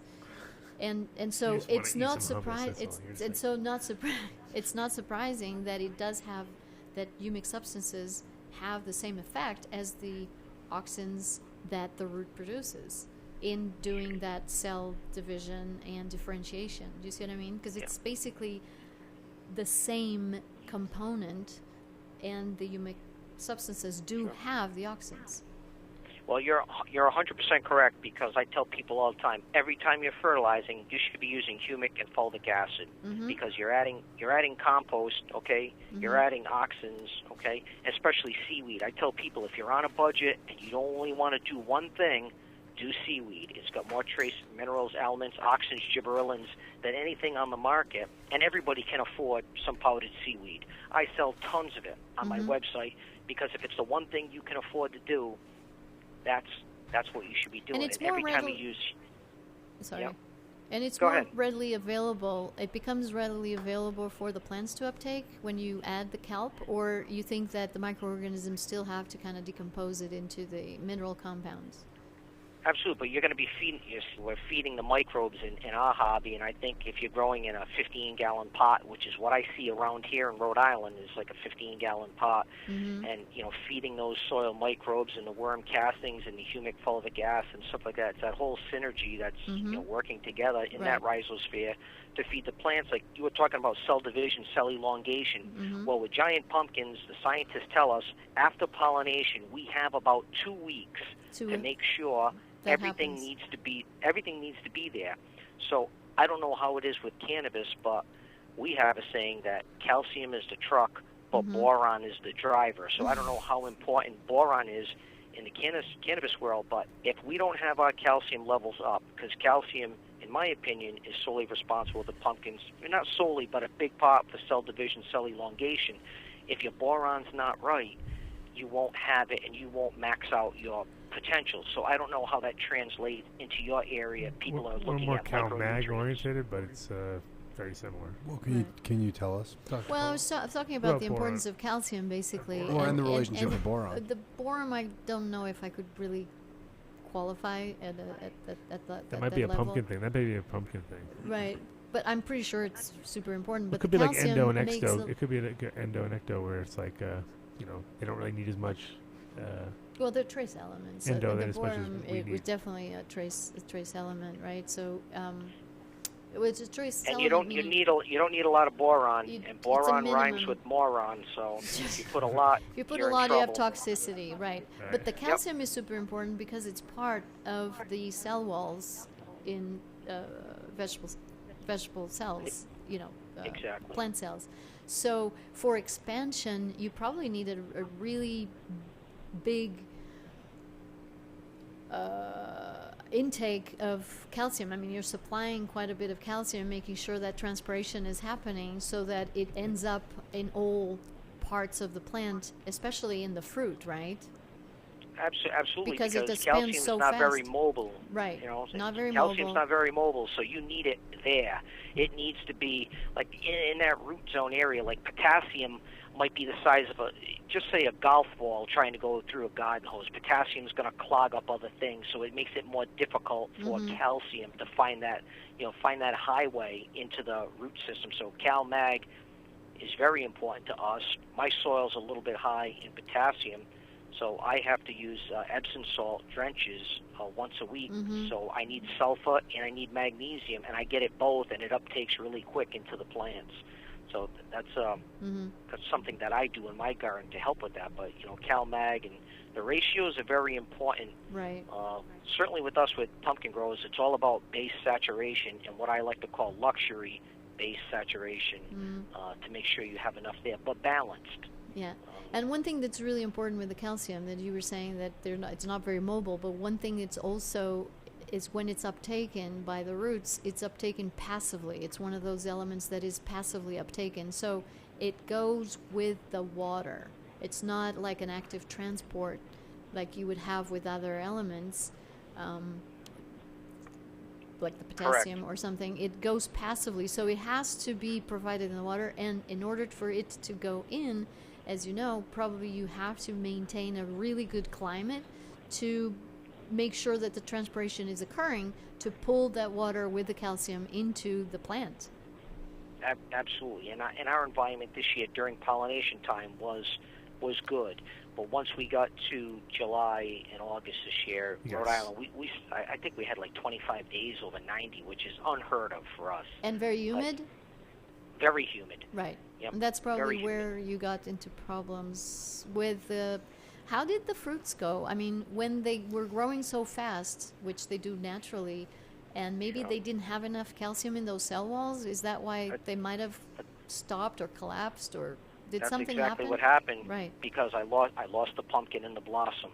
Right. And the easiest thing I can tell people when they don't know about calcium, I said, when you pick a tomato in your garden, they say, why is it rotten on the bottom? Yeah, I said, well, that's blossom called end blossom rot. end rot. Yeah, yeah. And same thing kind of happened with my pumpkin because I didn't get the calcium needed during that. Sure, this your pumpkin, dad didn't sabotage it or what? Yeah. Sounds like your dad might your dad may have went in there and He was I'll he mix was you very calcium disappointed when I But the he was very interesting- disappointed when I lost my pumpkin, but it opened up the door for him, so I Yeah. keep saying it was meant to go, be. Dad, But, go.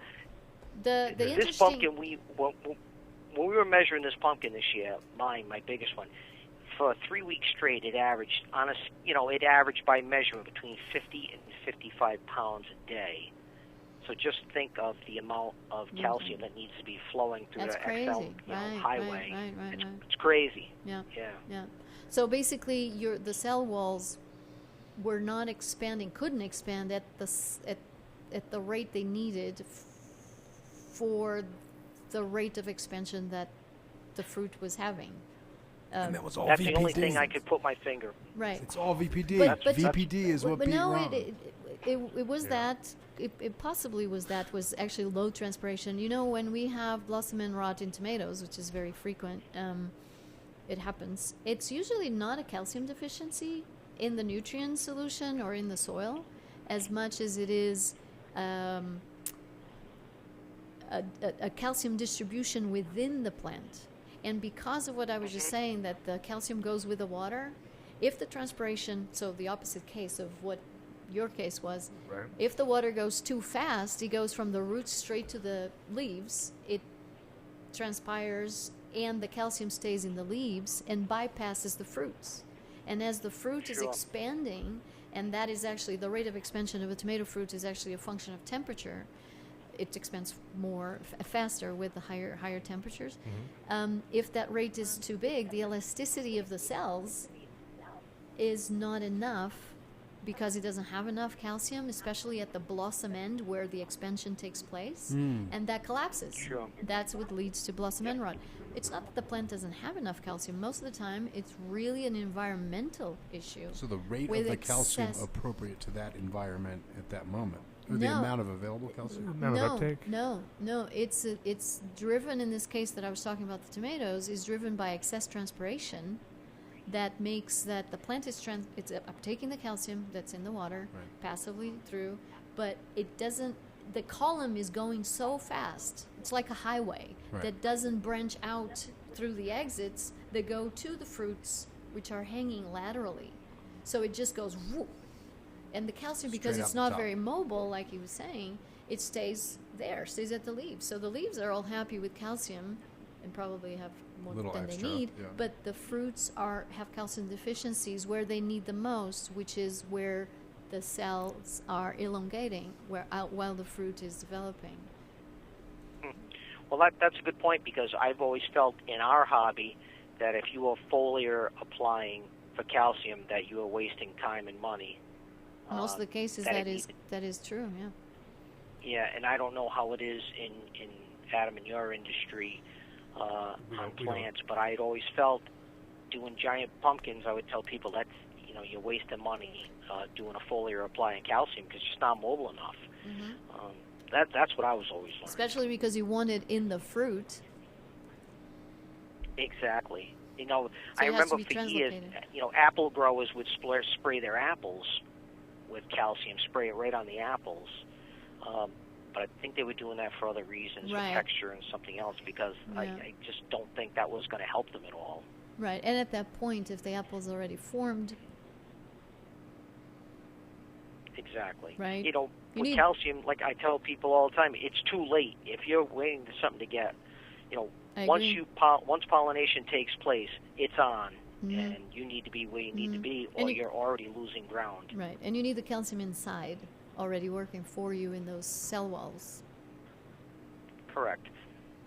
I mean, I don't, there's people in our hobby playing around with, I forget the name of it, formicolin and some things like that you spray on the blossom that's supposed to help elevate, elongation by a couple of weeks. I don't know if you've ever seen on YouTube the exploding watermelons in Japan or China or wherever it was. You should Google that and check that out. So the guy used this, growth hormone, and he put it on his watermelons, but he was off on the cycle a bit, and he had a whole field that they just exploded from the growth rate. I've watched that video and that story a few times, so you should check that out on YouTube. Fun. But I know there's a lot of people in the pumpkin hobby. Everybody's always looking to get this leg up, and they're going to use this secret potion that they bought online. And they were doing that on purpose? They were doing it on purpose. Not blowing them up on purpose, but just trying to make them grow bigger. Exactly. They were trying to grow them, trying to get them bigger. Just Google exploding watermelons. Oh, I got it going right now. It's an latest interesting food scandal read. in China. The food scandal, too, on top of it. They're trying to just grow them so big so they can get more weight faster, and et cetera. Crazy.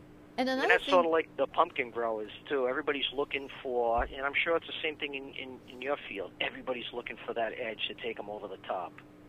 For sure. I mean, the good thing is that now that everyone's able to grow lots and lots of cannabis, they're kind of like finally understanding, like, maybe it's better to grow like the best cannabis, not just the biggest, because in our world the biggest isn't always the best. I mean, that's definitely not the end game for every single person, but it is a great fucking bonus point. You know what I mean? If you have something that yields, right. if something yields great and tastes great and smokes great, then yeah, for sure, no one's going to say no. It's just a different thing. Like, yes, 100% everybody's always trying to grow something bigger, better, more, but some strains just don't do it, And it goes back to what you were saying before too, where the focus is so much more on like the resin weight, terpene weight than the biomass weight. Like no one really cares how much just raw biomass there is. It's like what's the concentration. I mean, that is the big difference, is that when our material's done, it's like that's when it's consumed, and when yours gigantic pumpkins are done, it's when it's like, oh, now what are we gonna do with it? Big messy thing. What do you guys do with them actually when you're done? The homeless live in them. We went over this last year. Oh, the homeless? No, we did not say that, did we? Now, my pumpkins this year, my dad's went to New York Botanical Gardens. It's still there. It's its final resting place. I cut a hole out of the side and crawled in and got the seeds, but he went on the Kelly Live show. Went on there, and he did a really good job. Once again, you can catch that on my website, wallacewow.com. The video's on it. He did a great job. And so it could have went on every daytime talk show in New York. Everybody wanted it, but my dad's like, I'll do that show, and that's it. So then I have an agreement with the Botanical Gardens, so it had to go there. So I got the seeds out and went home. But at the Botanical Gardens, thousands of families and children can take their picture with the pumpkin. And that means a lot to me that the pumpkin is kept intact because I cut a hole out of the side, grab the seeds, and I plug the pumpkin back up. You can't even tell it was in there. How many seeds And that way people can see the pumpkin intact. That pumpkin had about 375 seeds. Nice. And those guys are going to go for what, $1,000 each? Sit over here for now. No, you know, ready. what I do with the seeds is any auction in the hobby, any pumpkin club gets it for free. You know, growers get them for free for me. I keep about 100 for myself, and then I put them up on my website. And those seeds are probably about $150 a piece. Wow. You know, I've had seeds of mine that have sold for, you know, $550. I mean, it's genetics. I tell everybody it's like breeding racehorses. And, you know, one of my seeds produced 4 world records. And when you have a seed that has that type of, you know, consistency, then people want it, and the supply gets low, so the price goes up. It's like any industry. If you're going to work all summer long in a garden, you want to know you have the genetics to win. Right. So if you got to spend, you know, $100, $150 on a seed to compete, that's a small investment, I think. And all the seeds from the gigantic pumpkin, all of them have the potential to be as big, or does that vary? Well, in theory, you would think, but it does vary because I can plant 2 from that same pumpkin side by side, and one will be a superstar, and one will be average to below average. Right. You just don't know. I think inside of those bundles of seeds, and once again, I don't know if you, Adam, if you see that in your area, you'll just get one plant that'll consistently do better than another, and it's the same seed, same genetics. Sometimes, I don't know if it's from the segment out of the pumpkin it was taken. Maybe there's a certain segment in the pumpkin that produces better. I don't know. I've never really wrapped I think myself that's around that. I mean, probably the breeders here could contribute. Well, with quite cannabis, a bit. it's not really like sectional on the seeds. It's pretty much the genetics or the map that's there. Right, It's in because everything. it's vegetative propagation. Yeah, but you just do get winners and losers as far as like along the way. There's ones that look pathetic when you plant them, and then they turn into gigantic, awesome plants. And there's other ones that look beautiful, and you put them in, and they turn out crap. You know what I mean? So it's kind of like And it's also an interaction between genetics and the environment you're providing. Oh, there's lots. There's so many factors that the make inputs are success. way more. Well, the same thing with pumpkins, I'm sure, but they're just like way more. Well, at the end of the day, though, you're like genetics really do rule over everything. You know what I mean? Like at the end, like you can't take something that's crap. Right. No matter and how give them good, the perfect the best environment ever. And expect, it's not. It's still crap. It's just like really nicely grown crap at that point. It's like us. I can't take pumpkins from 5, 10 years ago, 15 years ago. You can't bust those seeds out now and compete for a world championship. No matter if you do everything 100% and the environment's correct, they are just not going to compete. The genetics aren't there. I always say if you're not moving forward in this hobby, you're moving backwards. So you guys the genetics breed? are always moving forward. You guys we make breed? our own controlled crosses, yeah. Ah, okay. Everything's protected. The male's protected, the female's protected, to make sure that the bees don't get at it or wind or any other environmental conditions. But I'll spend all winter, a significant amount of time looking at, okay, here's what the female looked like, here's the shape, here's the color. Okay, let's try to find a dissimilar line for some hybrid vigor. Let's see what we can do. There's inbreeding that goes on with us to stabilize lines. And so we try to come up with something we think can take it to the next level. And sometimes you hit, and sometimes you make a cross and you think this is going to be it, and you distribute a bunch of them, and it never grows a pumpkin over 1,500 pounds. If you Damn can't tiny pumpkin. have What a shitty pumpkin! I got bigger one than that on my porch. 1,400. If your seed doesn't produce a pumpkin over 1,800 pounds the first year out, no one's looking at it the next year. It's gone. There's another one better in the hobby, and people are moving past you. So can you guys take cuttings of pumpkins? Is that possible? There are some growers who have done cuttings and have kept them going over the winter and then just used them for male pollen. And so far, none of those genetic crosses have turned out like they've grown a 100-pound pumpkin. Because in theory, that 100-pound pumpkin, if the genetic cross is there, should be the same whether it was a 2,500-pound pumpkin. The genetics are there; they're there.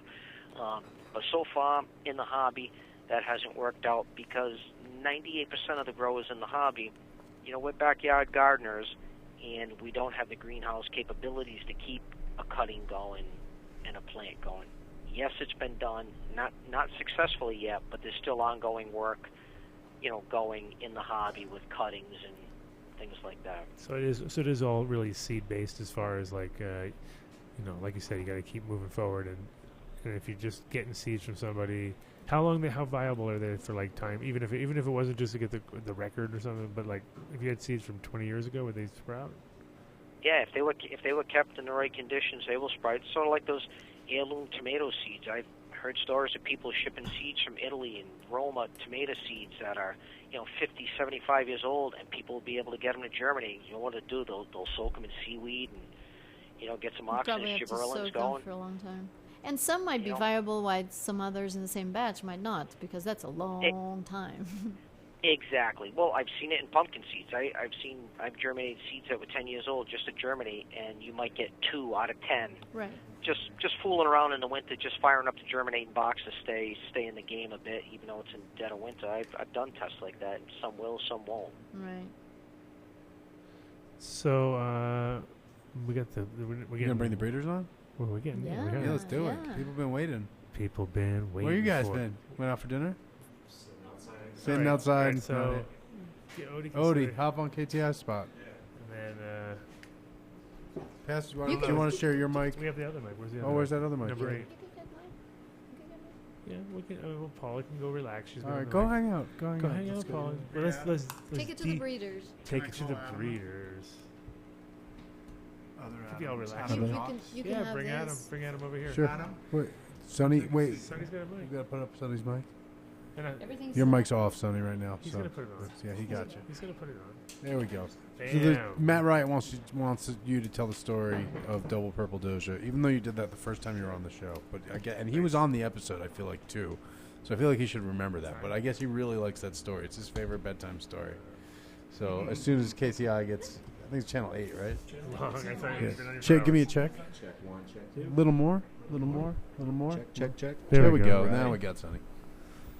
Just make sure you bring it to your hand. You gotta practice for your singing. Put it up. There you go. my His Doja mic lips. holding close, and the other hand holding the cord like Yeah. a pro. Look at that. Apparently, where's 2? Is 2 here? Two's gone. Oh, yeah, he was killing it on the mic last night, apparently. At some yeah? comedy show, yeah. Yeah. He is a It's got a little interference on his thing, but whatever. Who cares? It's okay. We're amateurs. We're amateurs. Well, now we're in bonus time, too. I We know. did 2 hours, so we should do shout-outs before we do this. Okay, let's do a quick shout out. Yeah. Oh, wait, no KTI for that? No, big Doesn't- shout-out to Way to to Grow. Ba-da-da-da-da. Microbe sale going down now. Going down no, November, starting sorry, November 9th. November 9th, sorry. But get yourself ready. If this episode didn't get, what you should do is listen back in this episode, take your notes on the microbes you Listen want. all over There next you go. week. Be like, I gotta go get my microbes on. But yeah, they have a big microbe sale. And possibly if you go down there now, you can still get in on the light sale from last week, which was, This went for a couple Maybe. months. I don't know if there's any left. well, Ask him if they got any Adam Dunn lights left. Adam Dunn Show Lights, $325 for the Phantoms, right? Yep. Double-ended Yes, Phantoms. sir. Pretty good deal, I have to say. We got in the studio. Oh no, we gotta keep going with it. Yeah, you got to do the rest of them. my Incredibles God, Edibles. So many shout-outs. Wait, waytogrow.net if you need anything. Yes, from Way to Grow. And Incredibles Edibles. Incredible Edibles. You guys. Our indulge. favorite edibles. What's your favorite? You guys have had one. Have you had any Incredibles yet in your visits? Are you? Oh, he doesn't never. do He's the worst guy edibles. to ask in the world. Incredibles, Adam's anyone? no, I haven't tried them yet. No. We'll get you some. We'll hopefully get you some. Sonny has. I always see them, but the studio fridge is never stocked. So, I never get some. Wow. Well, you guys have a lot to experience, that's for sure, because they have so many good flavors. Oh my God. Good thing they're easy to find. You just go to Yep. iloveincredibles.com Okay. and you click the look it map up. on the top, a map of America, and then you can find them anywhere in America. I mean, I can't tell you that they are anywhere in America, but I'm pretty sure they're in Oregon now. So there you go. Yep. You can get them there. Maybe there's pumpkin spice there. there might be. And it's iloveincredibles.com. Boom. And of course, big shout out to BuildASoil, Jeremy. another fellow colloid enthusiast. Oh yeah, She's a got big excited. fan of See how- colloid see how- polymerization. He really is all about humans, humans. all the With eyes. humic, Yeah. all the everything we've talked about today is pretty much what Jeremy's into. Go to BuildASoil right now. Click on the blog. Have you guys been listening to his podcast? No. Podcast. Jeremy's been doing his own podcast. We got to bring it on the network. We got to make it happen. Spit out to check it out. That's what we got to do. But you can check it out. Go to the blog on BuildASoil and find out more at BuildASoil.com. And, of course, big shout out. Let's do Growstone right now. Growstone for bringing us Dr. Paula Costa. Oh, yeah, we're in order now? Yeah, we're back to the old original order. Yeah, because she's not right here. Okay. We're not going to segue. We'll use Seeds here now to segue into the guys who are on Oh, my Seeds God, now. you're freaking on point, dude. Do you see? Jesus Christ. 2 steps ahead now. Yeah, So- just want to get, like, his face in, that's all. His There you face. go. So, Whoop, whoop. actually, I got to go fight with traffic soon. If you want to do a longer overtime, I can just give my seat to Sonny, and then you could have Sonny and Odie. What are you talking about? Yes. What are you talking about? Yes. There's no stopping. They're stopping. You're not Well, stopping. you want to do a long one, but let's keep doing the Of course shout they are. outs. They're here. They're Yes. in the flesh. That's So, amazing. big shout out to. I don't know. Who's next? Come on. Oh. What did you just talk about? Growstones. Is it? I thought we were... You were still doing Growstones. Okay. Who brought us today's episode? Exactly. Jeez, Adam, come on, finish it. Yeah, well, they're the shit. Just go get some fucking Growstones. If you weren't convinced by today's episode, hit rewind, Obviously. basically.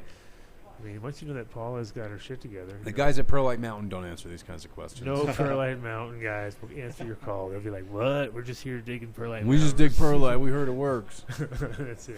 Exactly. There'll be no. No one's designing it. No one's puffing it out with air. Well, it is puffed out with not air. No, it's just with perlite. heat. Yeah, with heat. Heat, whatever, something puffed. It's puffed. Hey, Adam, I've got to run. Oh, I hey. hate to, Oh shoot! We thought you'd already skipped Ron. Jeez. Not a problem. but Not a hey, problem, Mom. Adam, can I give a shout out to my own website before Oh I yes, exit of your course. Let's show? do it. Let's do it. How about a shout out to WallaceWow.com? Is many people have grown some medical stuff. I know my friend did. Coming to me Timmy. for Timmy did good Yep. with your stuff this year. Yeah, mycorrhizal fungi, humic fulvic, seaweed, stuff like that. I'm always there. I work 19 hours a day, so things have been growing great. I'd like to thank the medical community. I've met a lot of really educated people on soil and science, and a lot more credit than what people give them. There's a lot of really educated people growing cannabis right now. So it's been a great relationship. And Adam, I want to thank you very much once again for having me on the show. I say this to you all the time. You're an absolute legend here in Rhode Island in the community. So thank you very much, and I'll touch base with you soon. Yeah, for sure. It's great to hear that. And then I'll definitely come check you out soon enough over there. And hopefully we get you out here one day. Thanks, guys. Show you what we're doing. Absolutely. Hey, anytime you're down in my area in the summer, come by to the pumpkin patch and check it out in person. I will, for sure. All right, guys, take care. Thank you very much. Thank you, Ron. Have Peace. a great one. Ron Wallace. Yeah, have a good night. The All right, legendary Pumpkin himself. The pumpkin. Yeah, to echo that. Okay, and now we did Growstone. Oh, yeah. So, big shout out to Hydroponic Research, makers of Veg and Bloom. Boom. Boom. One part. Hydroponic-research.com. 3 parts, basically. Don't pay for water. Yeah. Don't pay for stuff you don't need. Don't buy, every bottle that you have that's a liquid has a fertilizer in it mixed with water. And it's the water that's at the plant where they make it, which is not where you're growing. Who knows? It's always going to be this. You're going to mix it with your water, right? You're never going to pour the bottle right in there. So why not just get the powder and get it tuned to the water you're going to use anyway? And that's what Veg and Bloom is. It's performance growing tuned to your environment. Yeah, and they have different recipes for different water types too. So that is important as far as using it. So when you get the right water type matched up with the right food, things work. Bing bong boom. Bing bang pow boom. Pow. Ping ding. There's Adam's sound effect. You And like that? boom, pow. Yeah. No, it's for the. Like we said, we've seen the results, and they're awesome as far as, especially in large scale and places that you're trying to get like 10 guys doing the same job. If you don't plan on hand watering every plant because you couldn't do it. No, of course not.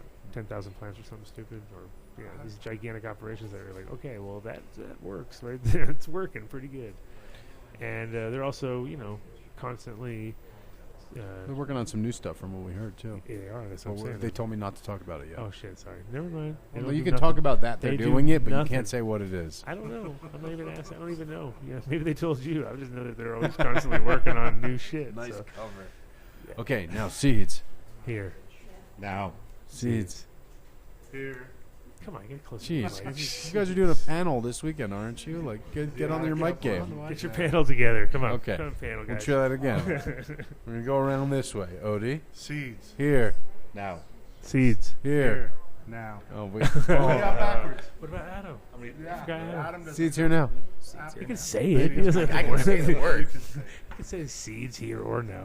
Probably. Okay. Seeds. Seeds. Here. Now. Seeds. Here. Now. Seeds. Here. Now. Wow, that one was really good. I've always wanted to hear it like that. We've never done it like that. Oh, that was amazing. That was huge. Anyway, seedstreamnow.com. All your best genetics from guys like half the people in this panel. In this That's room. not a panel. This is a show. Sorry. Not this room. It is maybe close. I don't know. It's pretty close. Could kick a couple people back out. Yeah, well, they're upstairs. Some of them are upstairs too. But and he's at some show right now, right? Isn't he somewhere? James Bean. I know he's got one coming up in. No, isn't I it the do dope? believe Isn't it in the dope swag this weekend? Or Yep. what's that? Dope swag. Yeah. He's THC there. Fair as well, I do believe. That one is scoot a little closer. Yeah. THC Yeah, Fair Scooty as well. McScooter. There you go, Scooter. Yeah. All right, you can pull Somebody the mic else's closer. seat Just here, man. it's not someone else's seat. You're good. That's You're- yours. It's yours. Now it is. That's your seat now, Odie. All right. Don't Well, I worry. appreciate that. Thank you. So I don't know if they'll let me take Seeds it here through now. TSA. seats are no. They're your guys. If you want genetics, you want to get them direct. Not direct from the breeders, but from the guy who's working directly with the breeders. and not- Sometimes. During the Sometimes. Emerald Cup, you'll be able to get direct. from Oh, the yeah, you can do that. Come to the Seeds Here Now Emerald Cup in the stuff. ADS Pavilion Yeah, at the No Clone Zone. we got our own building. Really? Yeah, Awesome. They told us that on the show on Saturday. Yeah, Just That's found that out. awesome. Yeah, and like 6 hours of panels. They want, Yep. yeah, exactly. Wow. 6 hours of panels, and they want us to name the building. I was like, yeah. Wow. Adam Dunn Show Pavilion, I guess, right? Yeah, Mitch, well, that's Mitch what came it up with that. That's Good no, Look that's what at he said. you, That's what huh? Tim said on the show. point. Oh yeah, dude. That's yeah. awesome. I think Yeah, no, I listened to the show, actually. that's I what he was said, right? Working in the garden, something to that effect. It's pretty That's much why I around needed the something to that 6-hour effect. Yeah. Yeah, it's I the need no, a 6-hour AKA the time no slot. clone zone. It's a no clone zone, is what it's gonna be called. That's awesome. So That's cool. You like that? So we're done. That was That's it. all the shout outs you got to do. Now we have to do You introductions. paid the bills. Go ahead. Fresh intro- Introductions. Well, then we Sonny's got going to ask the DPD. Odie Diesel in Odie the Diesel. house. Over here. Over in here. case everyone is so Boom. confused.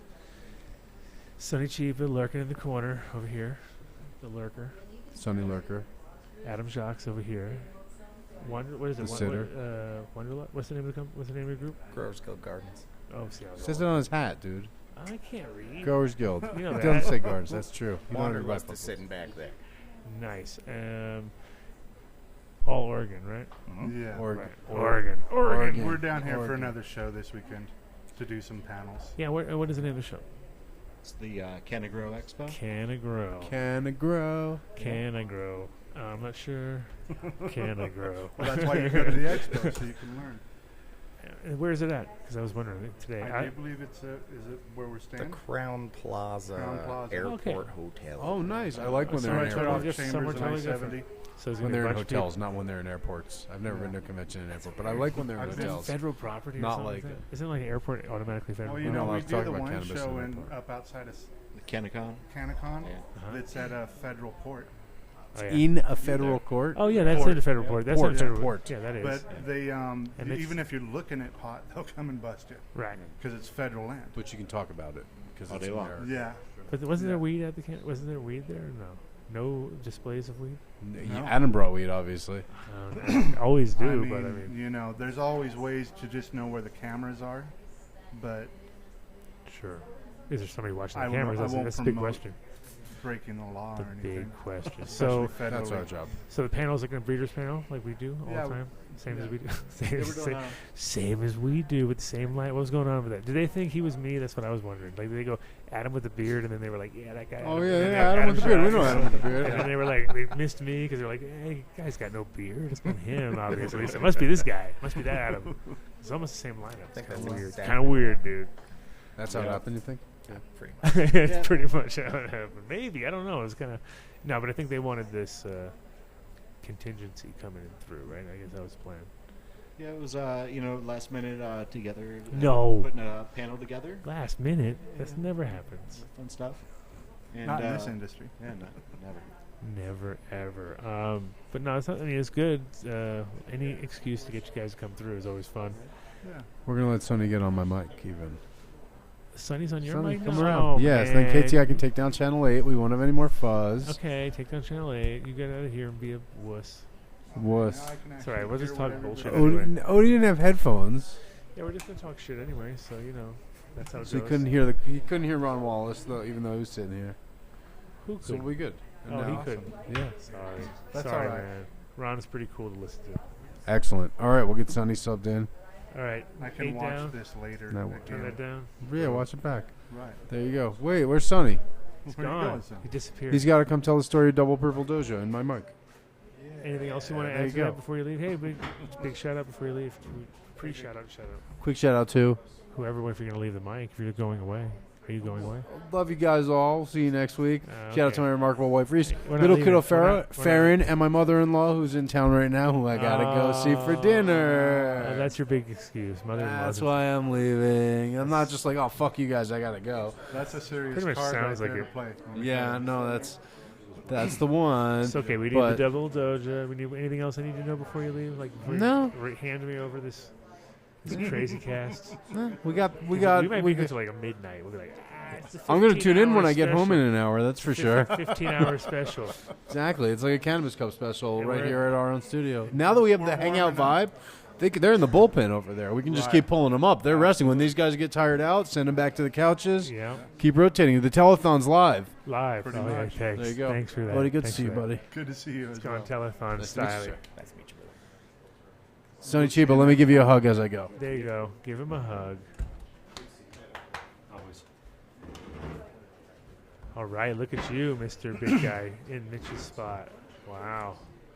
You feel like it's ready. It's on, right? All right, now pull that mic close. Make sure you sound good. All right. So apparently, according to Mitch, we need the double again. Did we have this already though? I'm 100% we sure. did it. that we're It just- was a we're- really short episode, and you know, so okay, you know, well, let's- we'll just oh, go through it really quickly. Let's go through it. And this one is there any- live. is there Wasn't that a anything- call-in? Yeah, it was a call-in. So Oh, there we go. So now we get the facial expressions that go along and the little. Yeah. The body language, it All says right. a lot. yeah, and it looks like somebody was asking about the Black Russian here. Oh, good. So you got questions. Yeah. Well, there you go. We got a show. So And then we got this guy over here so that we can like segue over to him at any given moment if something makes sense. he's got a lot of If good not, stuff to talk about. we'll just save it to the. Well, yeah, we got 2 shows. 3. How many shows are we up to? We're going to midnight. All right, I figured. All right. I knew this was gonna happen. Did you get enough beer? Did you get enough beer? Are you gonna get me another one? Is there? Yeah, would be nice. There's a. Yeah, there we go. All right. So, Mr. Double Doge, let's go into this. Some DPD, the famous DPD. Yeah, I like it.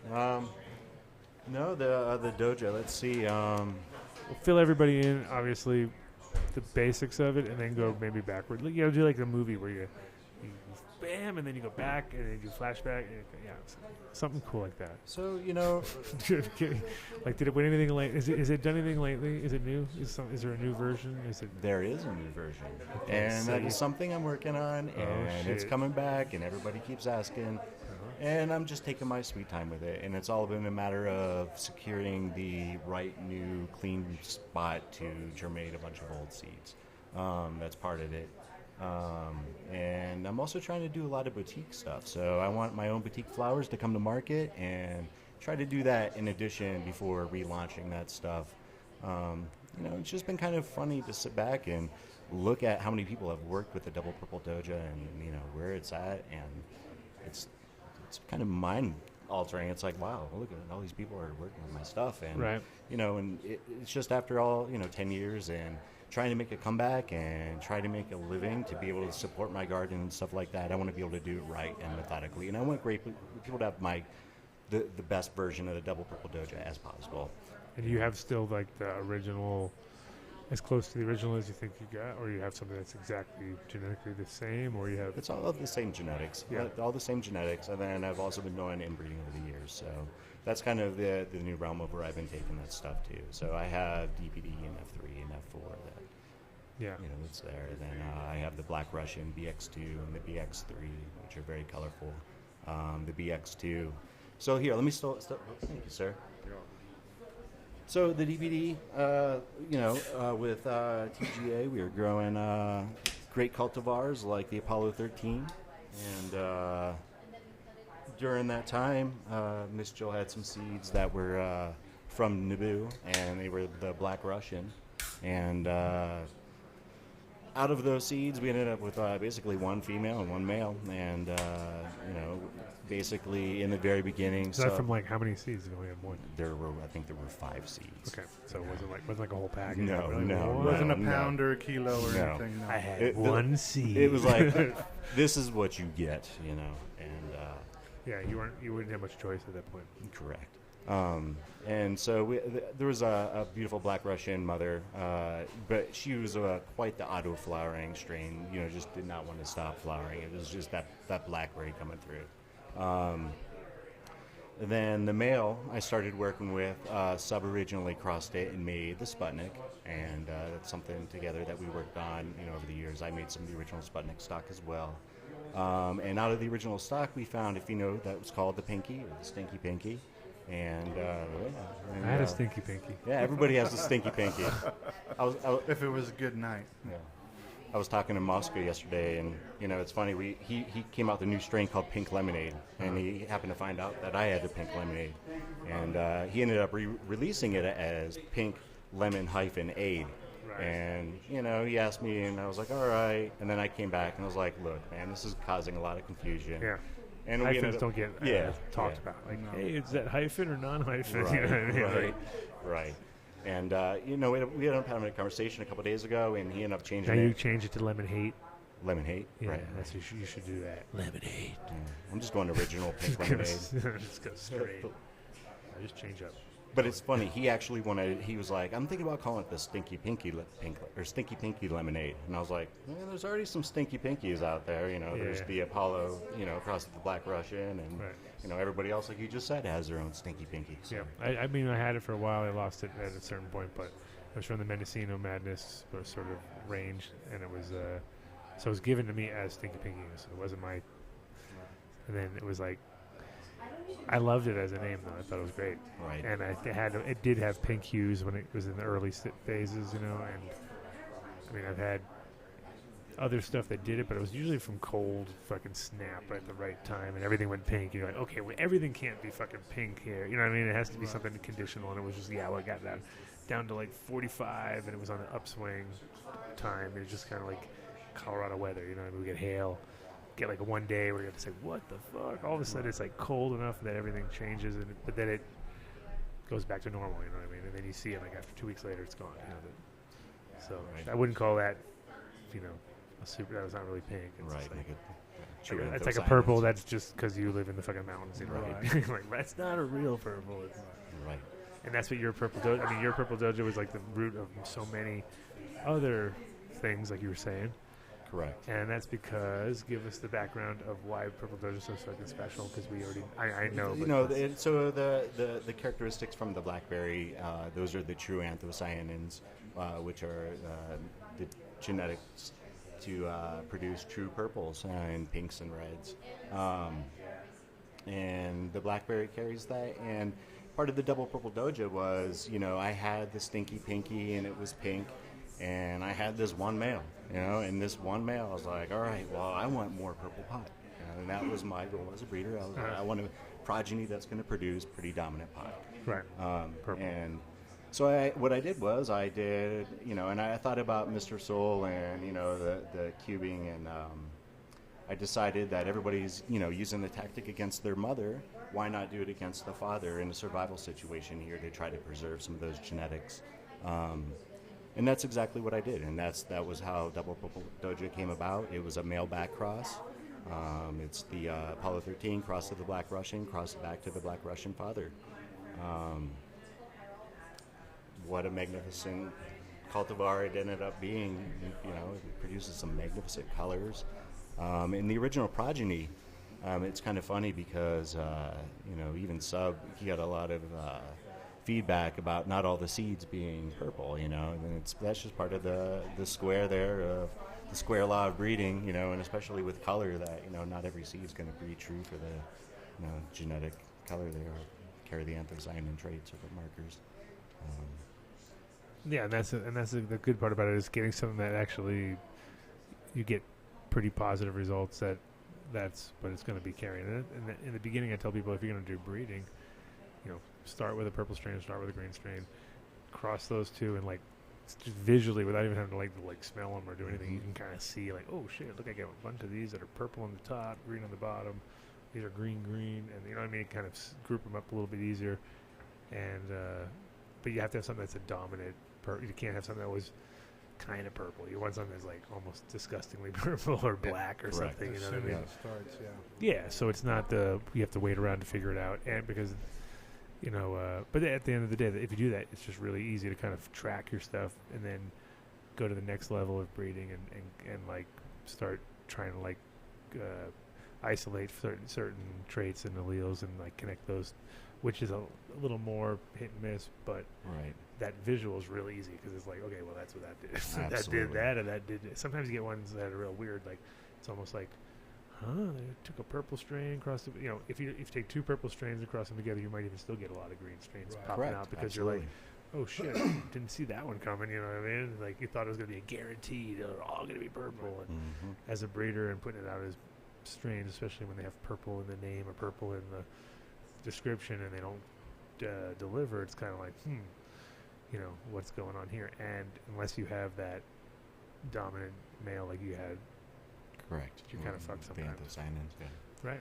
And it's cool, actually, like you're saying, all the way up until, the past couple of years, it's all been, we've been trying to track these traits and alleles physically with our eyes and our nose. And, now we're able to move here with science and identify these markers in our cultivars that produce and, carry these these traits. And it makes breeding a lot more effective and quicker. So, working to re-release the double purple doja and some of these cultivars, that's really kind of where I'm moving, is trying to work with, new sets of scientists and trying to identify some of the other things inside the cannabis, the cultivars, such as, the flavonoids, so anthocyanins are full of the flavonoids, and that's the whole next untapped thing is, everybody's excited about terpenes, but Right. what about flavonoids? There's Sure. so many of them. And those are like the elusive thing because there's so many strains that smell great but just don't taste like shit. You know what I mean? It doesn't It's kinda- carry over. Never does. at all. And that's amazing to the point of sometimes like it's like nauseating when you're like grow like a whole bunch of things and you're like so excited and then you're like, really? Like Right. only this many of them even are close to what I was hoping for, you know what I mean? And it can be pretty low, I mean, a lot of times, because it's like everything's lost, you know what I mean? Like, God, what happened there, you know what I mean? Something's so a super dominant male or the other way around, you know what I mean? That kind of knocks it out of the park where you're like, wasn't at all as expected, you know what I mean? And usually it's like the plants are woodier or they have, you know what I mean? It's just like, two super frosty plants and you got a woody offspring, and you're just got nothing on it. You're like, oh, that wasn't planned at all. So what do you think about the resin content of purple strains? Because a lot of times that's been like a big, back in the day it was like, purple strains seem to be weaker. They were always like 14% THC or something like that, and had a different way of when they dried. It was not as exciting, and you know what I mean, like smaller heads. Does that have that same problem with that, or is it kind of like? I think we're starting to see a big change in these cultivars, especially with the colorful ones. Now we see them all the way up to 28-30%. And Right. before it was like, oh, well, these don't get me high. They don't do anything. They're doing something, And so, yeah, absolutely, they're changing. They're producing better concentrates. And we're finding that a lot of these, cultivars have just massive terpene profiles that are just so rich and dominant. Yeah, well, no, that it's interesting how sometimes they really almost have a berry flavor to them, where you're just like, like not like a blueberry so much, but more like a blackberry or something. Like really, like realistically, like we're like, fuck, that almost, and it matches the color of the plant too. So it's kind of those are if it can hang out long enough after the cure, because that's sometimes where it's like in the beginning. Because as growers, you get to experience stuff no one gets to experience. Because like you'll smoke something on one night, and think when you go to bed, that's the fucking thing, and that's the best thing in the world. And you wake up the next day and you smoke it with your friend, and you're like, it kind of sucks. I don't know. I'm not sure what happened to it. You know what I mean? Like it just because it was like in that terpy weird phase where it's like just smokable. You can barely roll a joint because it's super sticky. Get it around, like it barely lights. It lights, finally goes, and you're like, whoa, this is great. But it's like a fleeting moment because it's stuff that is going to go away once it's all cured out. Once it's completely dry. Yeah, totally. So that's It's almost like the grower's secret, I think, because certain growers kind of got it. They lock it down and flavor stays there. And like Fuji, I was hanging out with yesterday. He showed me some stuff that. Yeah, he was here earlier. He's dropped sunset, off some that sunset strip. Yeah, and that was like on Yeah, point it where was you were just amazing. like you could just totally smell everything, and when you lit it up, it was like Taste deep. it You know all. what I mean? Like so, he knows what he's doing. Yeah. You know, it's No. like you can always tell. Like that guy knows what he's doing. He keeps flavors there. I just smoked a joint of that actually It was just 2 minutes fantastic. ago. It was 2 fantastic. minutes ago, and you've been here for 10, so that's crazy. I don't Right? even know how that happens. You do that amazing stuff. It makes you- it time travel. It's crazy. It's time traveling. Weird. It's the TARDIS, man. Yep. So let's link Adam into the conversation here.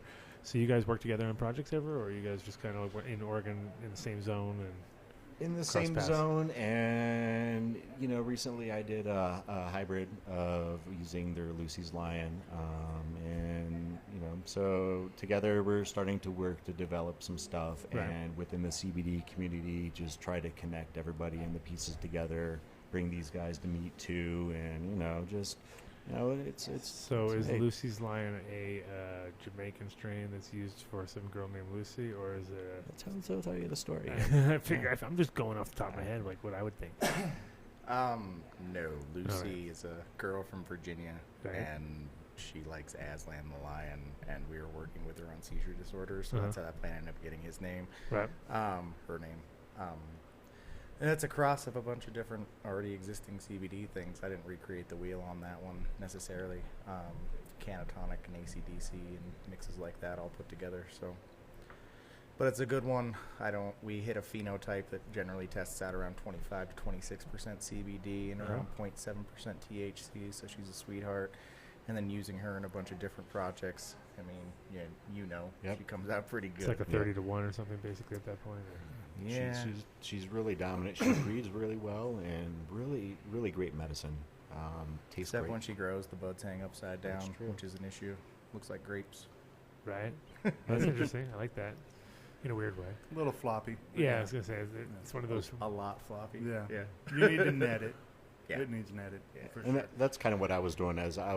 My approach to it was, I was like, wow, this is flopping, but it was like, I want to be able to maybe, improve some structure here. So we've seen some phenotypes that really have a lot of weight, and especially for a CBD plant, and look very CBD dominant. And I'm looking forward to some of these results here coming from the lab. But nice little fun project. These guys do great work. It's, right now I think we're sitting at unique phenotypes that we like of CBD creations, around 350 unique plants, and all the way from 1-to-1s to 50-to-1s that I Nice. really like. And really at this point I've got all the ratios knocked down, so really now I'm kind of working with new terpene profiles. I'm working with C4 Labs out of Arizona, and they're discovering new terpenes and cannabinoids right now with the university in Texas, so we're That's doing a lot awesome. of work with them, trying to really at this point I think I want to kind of try to bring out new cannabinoids, specifically I like THCV a lot. Yeah. To mess around with that, and so yeah, messing around. Yeah, that's kind of the next. That's actually been real on the horizon for a lot of people. Is certain strains.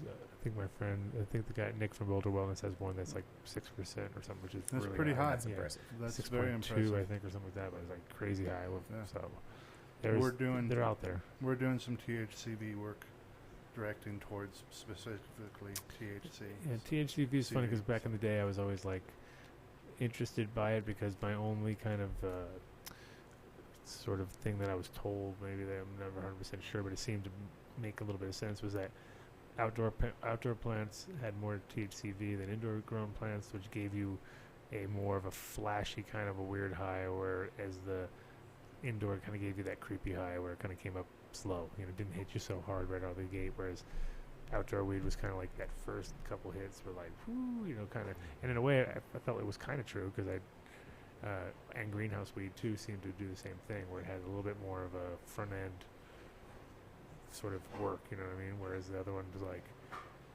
you didn't know it. I mean, I'm not sure. I'm not sure if it's true or not, but it was like, that was like back in the early 90s when I wasn't doing any outdoor weed at all, living in Amsterdam, listening to California growers tell me why their weed was better, you know what I mean? It's kind of like one of those like, okay, well, I got you, THCV, whatever, I was like, didn't even know what they were talking about at that point, but now that we're kind of experiencing it, you see it's not that heavy in a lot of indoor strains. You know, what I mean? It's very hard to find that strain indoor. But I think maybe you guys are. You're all doing outdoor lots out in Oregon. You guys are just killing it, right? I do nothing but indoor. You do nothing but indoor? Well, Oh, yeah. hey, People hey, wait grow a your minute. stuff outdoors. People grow a lot of our stuff outdoors, yes. And then you see some I mean, that's the thing is Oregon is like the opposite of here when it comes to the humidity and the soil conditions and all that kind of stuff. So you guys are able to grow gigantic monsters. I guess that's kind of a lie because now we're doing hemp outdoors. Yeah. So I am growing outdoors. Yeah. Just not your stuff. Not for THCV. Yeah, we've been doing a lot More of for hemp farming. CBD. Maybe there's THC in minute quantities in there. Who knows? It's possible, you know. Especially, it would be nice to check them on, you know, the concentrate levels at that point. Yeah. But yeah. Are you guys growing like kind of what we were just talking Well, about here, we've like got- his kind of strains that are all high CBD, Yeah. not no hemp farm like. No. See, and that's the thing is, I think if you had enough seed of the right stuff and you grew that way, you'd get such a bigger yield because it'd be like if Wolf was here, it'd be the perfect segue. Right. It'd be like the ultimate sea of green, you know what I mean? It'd be Right. just like. And that's kind of what we did this summer playing around was more or less a sea of green with them, just Yeah. a whole bunch of small ones. Right. You know, after my trip to Arizona, I was kind of like, well, that makes a lot of sense. There's no work to them because you don't got to shape them, shift them. Yeah. So, you know, kill them with the numbers and just keep them small and easy. Yeah, I mean, if you have that, some states not. I mean, with hemp it doesn't really matter usually, but I mean there is some restrictions when it comes to places that haven't quite figured out what's what. You know, and that's the scary part. Is like I tell them, I'm like, you know, realistically, I could not tell without testing some of the stuff as far as like what is that? It's like weed. You know, if it was grown like weed, it would look like weed. You know what I mean? Especially if it's nice. Certain strains are great. Some strains are horrible Well, I looking. mean, And some of those things we build up to that high CBD, but that 0.3 is kind of that magic numbers THC. Yeah. It looks just like, you know, generally they're pretty sativa leading dominance, but they Yeah. look like any other sativa plant outdoor. Frosty, delicious, like really nice. Those cherry and lemon lime terpenes on them. Right. No, that is the interesting sort of dichotomy of this whole thing is like we're in the weird zone where they're like coming in, you know, they're even letting people test, you know, 5-6 weeks and then just be like, we're not coming back, and it's like, really? Wow. When I was like, they're not, but you know, at the same time, to sort of stay under that limit without, you know, because you never know. It's like kind of like you do kind of feel like you have to pull it out early, which. It's kind of weird because now we're getting a lot of stuff that's never gotten to the point where it's actually producing what it's supposed to be producing. It's only producing CBG and it's kind of like other compounds that might be might even turn out to be more interesting, you know. Cause Well, in Oregon, they want to come through 2 weeks prior to your harvest. So they have it. Like here, they're like, it's kind of like they're so overwhelmed because there's so many people doing it. And they're like, fuck, you know, just like, okay, just tell us whenever you got time. So everyone's like, they try to get them in around 5, you know. Right before everything spikes. Do they do it per harvest or like per year? Per year. Yes. Yeah. Yeah, it's per year. Yeah, and it's a whole plant. They take the whole plant and just test it. So. Yeah. They literally test the whole plant. Literally test the whole plant. Really? Well, look, I mean, They'll grind it and all this is a great tip for the audience here. If you guys want to do testing and get real analytical data from your plants, you're going to take part of the top flower, part of the midsection, and then some of your lower, and you're going to stick them in a grinder. You stick all that. You said full plant. I thought you meant like stem and leaves. And no, literally, they walk out with your full plant, and then they take they'll it back to cut the lab, off of it. and they're doing exactly what I'm saying. They get the exact they take full the flowers profile. off, not they don't grind the whole just thing. from a. That'd be across the better if plant. they did. I mean, it'd be like, we got nothing. Shit's like 2%. Yeah, big stems. But that's the best way to get great results. If you guys are trying to test stuff in a lab, you know, and want great results for your breeding projects or whatever, Well, grind them up, Oregon's all send them about to that the lab. kind of testing now. You know, Yeah, they pick that's off what they're everything. doing. Yeah. It gives you a realistic number, though. More so than, you know. Well, I mean, I could just cherry-picking bring what in the head buds you nug want. every time and just be like, "This is beautiful." Oh yeah, no, I've cherry picked multiple times and learned to figure out what buds are the best. It's not always the very top, you know. So.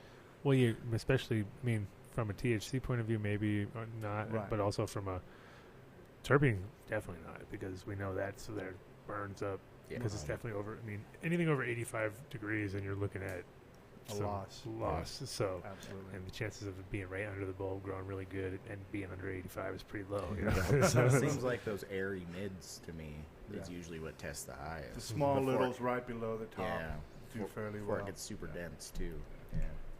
Yeah, at the end of the day, it's like you could pick it out and get exactly opposite results just by picking out from different spots. Like by going for that good spot and compared to like thinking, top, either A is going to be the better if you're looking for high THC content, or, any other kind of part of it all for testing. You definitely know that right under the lights is fucking the worst spot ever.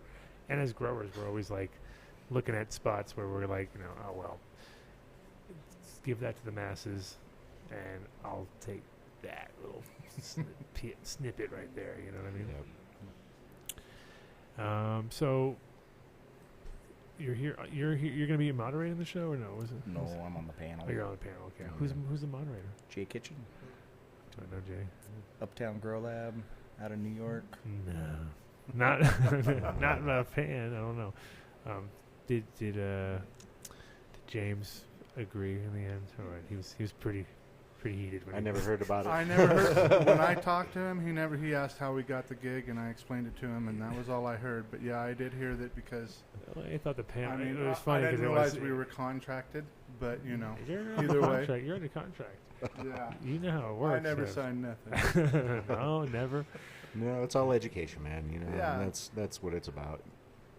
The more people you can enlighten with thoughts and theories, the more seeds you can plant, the better the progression goes. Exactly. No, and of course, we're not mad. We want you guys to have a good panel tomorrow. That's for sure.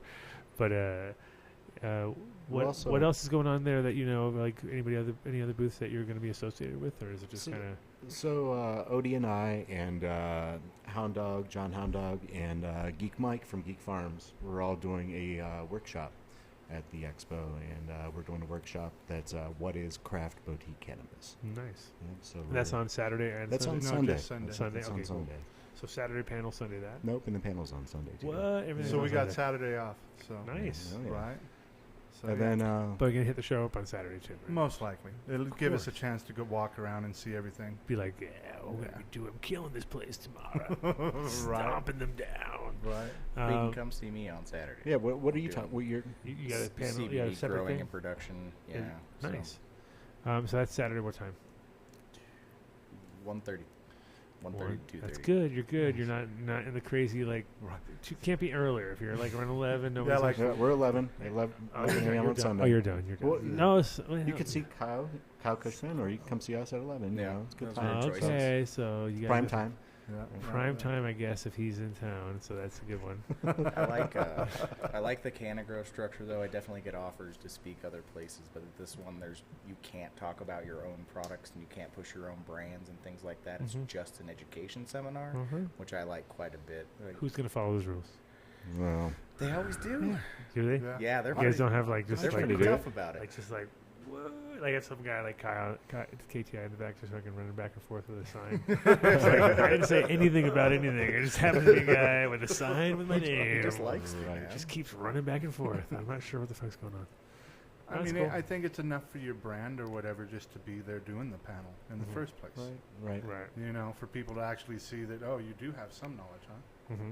And so it's like about 500 people coming through, more? I think more than 1,000, that. 1,000? Chris, how many people are coming? Canagrow? Between 350 and 500. Bam, I nailed it. See that? How many booths are there? 6,000 booths, 500 people.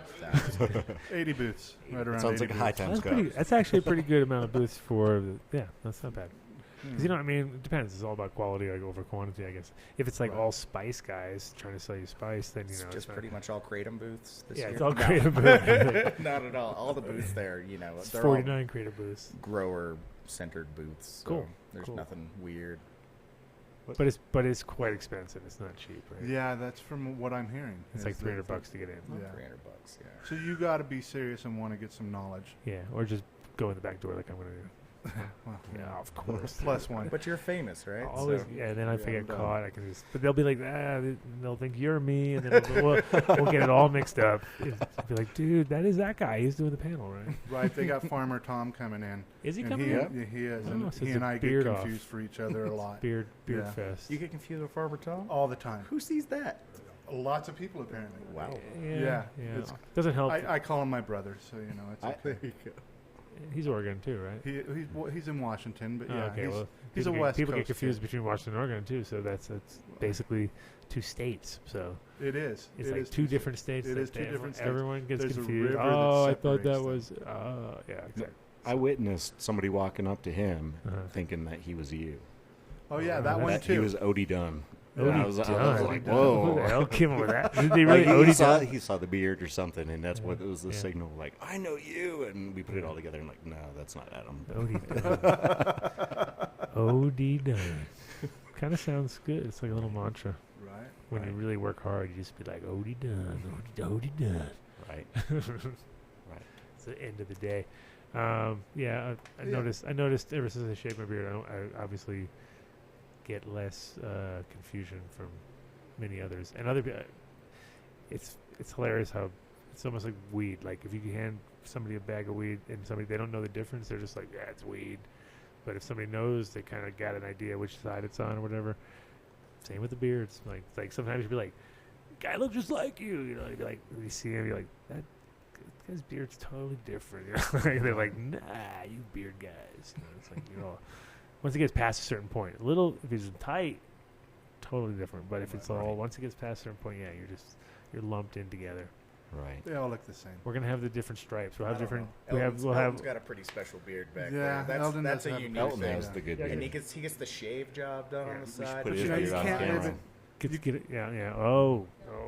You have to be. You guys will see a good beard. Here's the good beard. You have to be in Oregon. If you're in Oregon, you got to have a beard. Yeah. That's all there is to Well, it. it's kind of like here too. With exceptions, right? There you go. Yeah. See, he's got Oregon beard. Yeah. Yep. Well, you just stand there for a few seconds, let everybody savor that. Just because- marinating the beard. well, the deal was, my whole thing was before is like, if you can't grow a beard, you can't grow weed. Right? That's kind of part of the deal because it's a man's thing. You can't be no kid. You're 20 and you're like, can't even grow a beard yet. And you're like, I'm fucking killing it, bro. And you're like, no, whatever, dude. Grow a beard first, kid. Yeah, but you grow a beard realistically by being lazy. Yeah. Fucking A. That's how people grow weed too. That's exactly how you grow weed. Trying to be the laziest grower in the world is like many people's goals. More people want to be lazy growers than active. Oh yeah, no, absolutely. Like if you could come out with a way that you could grow without ever seeing the plant, people would do it. You know what I mean? Oh, dude, can I do that by drone and whatever? And they'd be like, yeah. Soon, it's coming. I mean, with the dosatron system. Did you see those fucking kids from Vice that were stealing weed with drones? Oh, flying in and cutting tops. No, just flying in with infrared and checking out where people had hot spots and then going in and breaking into the houses. And it was like it's a brand new English Vice, and I was all, because they were showing their faces too. I'm like, man, it's rough. For all my English people out there that are watching, because I know there's a lot of them. Go kill these fucking guys. Jesus Christ. I mean, I was so break their legs. You mean the At guys least that were break their doing legs. it didn't cover their face? Yeah, they just were talking about how we get a drone, mate. We fucking drive, we fly the drone, mate. We'll fly over, and we got one. And then they go in, kick the door in, fucking steal it. And they're like, they're not gonna say nothing, because they're just a bunch of pot growers. Yeah, exactly. And I was like, man, these guys are horrible. That's aggressive. So, if they would fucking, if anybody has a chance to stop, if you see a drone flying near your house, just fucking hit it with a baseball bat or whatever you have to do. Get on the roof, slam it, do something, because that's pretty lame. And that's lazy, typical lazy fucks, It's like, go grow your own weed. It's like, that's the worst part about it. Is like, it's not that hard. It's like, if you take that much energy to mount an infrared to a drone and fly it around and then break it, you could better well use that energy to fucking grow your own weed. It would be like, wow. And I have a drone and I fly it around the grow room and figure everything out, and that's cool. If you can do it, if you have a big enough grow room. Otherwise, you'd just be buying drones every 5 seconds. I learned that lesson quick. Indoor drone flying is not very easy, right? Yeah. So, besides what we talked about earlier, what's on the horizon for Oregon as far as legally and all the bullshit? Because you guys are going through. I know you guys are going through all sorts of stuff. Yeah, the whole lab thing right now is really screwing a lot of people. And obviously, you know, they came out with a list of band names. Oh, that was ridiculous. Yeah, that is that just crazy or what? Yeah. So the OLCC decided to, which is the regulatory commission in Oregon for marijuana, the liquor control. They decided to take it upon themselves and make a list of cultivar names that were appealing to children. And they started with 500, and they went down to 20 of them. And they released the initial 15. On the initial 15 was Bruce Banner, Charlotte's Web, Doctor Who, Bubblegum, right? Yeah, Bubblegum. You had one on there, yeah. We're all famous, right? Yeah, we're all famous. You know, Cinderella 99's on there. So there you go. So. There was one on there called Smurf Pussy that nobody's ever heard of, and I'm pretty sure that that's a strain that they're marketing now. You know, they're just trying to build up that hype. And Smurf Pussy. Yeah, right. So if anybody out there in the audience has heard of Smurf Pussy, please let us know. Blue Dream Cross or something, probably. Yeah, I would think so. No, but that whole name thing is like, I mean, it's ridiculous because if you look at, I mean, you can do all sorts of liquor comparisons and look at how things are marketed with, you know, pretty much as a kid, I remember being like totally into all the cool bottles, you know what I mean? Because it was like my dad would go out to a liquor store, take me through, and look at all the whiskey bottles that were all. Ooh, that one's a cool one. That one looks like a gun, or you know, there was always like they had the like crazy ones. They've been marketing stuff that kids would like for all sorts of nasty. Henry Weinhardt's hard creamsicle, you know, like and then they have that like hard soda that you can't even tell because it doesn't even really say the word alcohol anywhere in any bold letters. It's more like, this is the best soda you'll ever drink right here, buddy. You know, and you're like, oh wow, that looks good. You know, so a kid could damn well drink the best soda in the world if they can read that much of it. You know what I mean? So Sonny and I have been talking about it, and honestly, I don't think it's a child safety issue with Oregon. I think it's an intellectual property issue with Oregon. I think that's what's happening. Because if we go back and look at the list, I don't think Bubblegum's on the list. I think it's Bubblicious that's on the list. Right, because it's a brand. I think it's everything. It seems like it's on that list is an intellectual property that can be, you know, except for the blow and the LSD. And I've never heard of blow. Blow weed? Blow, bro. Yeah, I never heard of that. No, I've never heard of blow weed. But they said that stuff had the name misled you to think, like, I don't know who smokes some lemon sour diesel, some LSD, and thinks, like, I'm going to trip balls off of this. So they're worried about people trying to convince people that they're getting LSD when they're not, and that's kind of not really ridiculous. But everything else seems like it's an intellectual property issue. Right, more than anything. Yeah.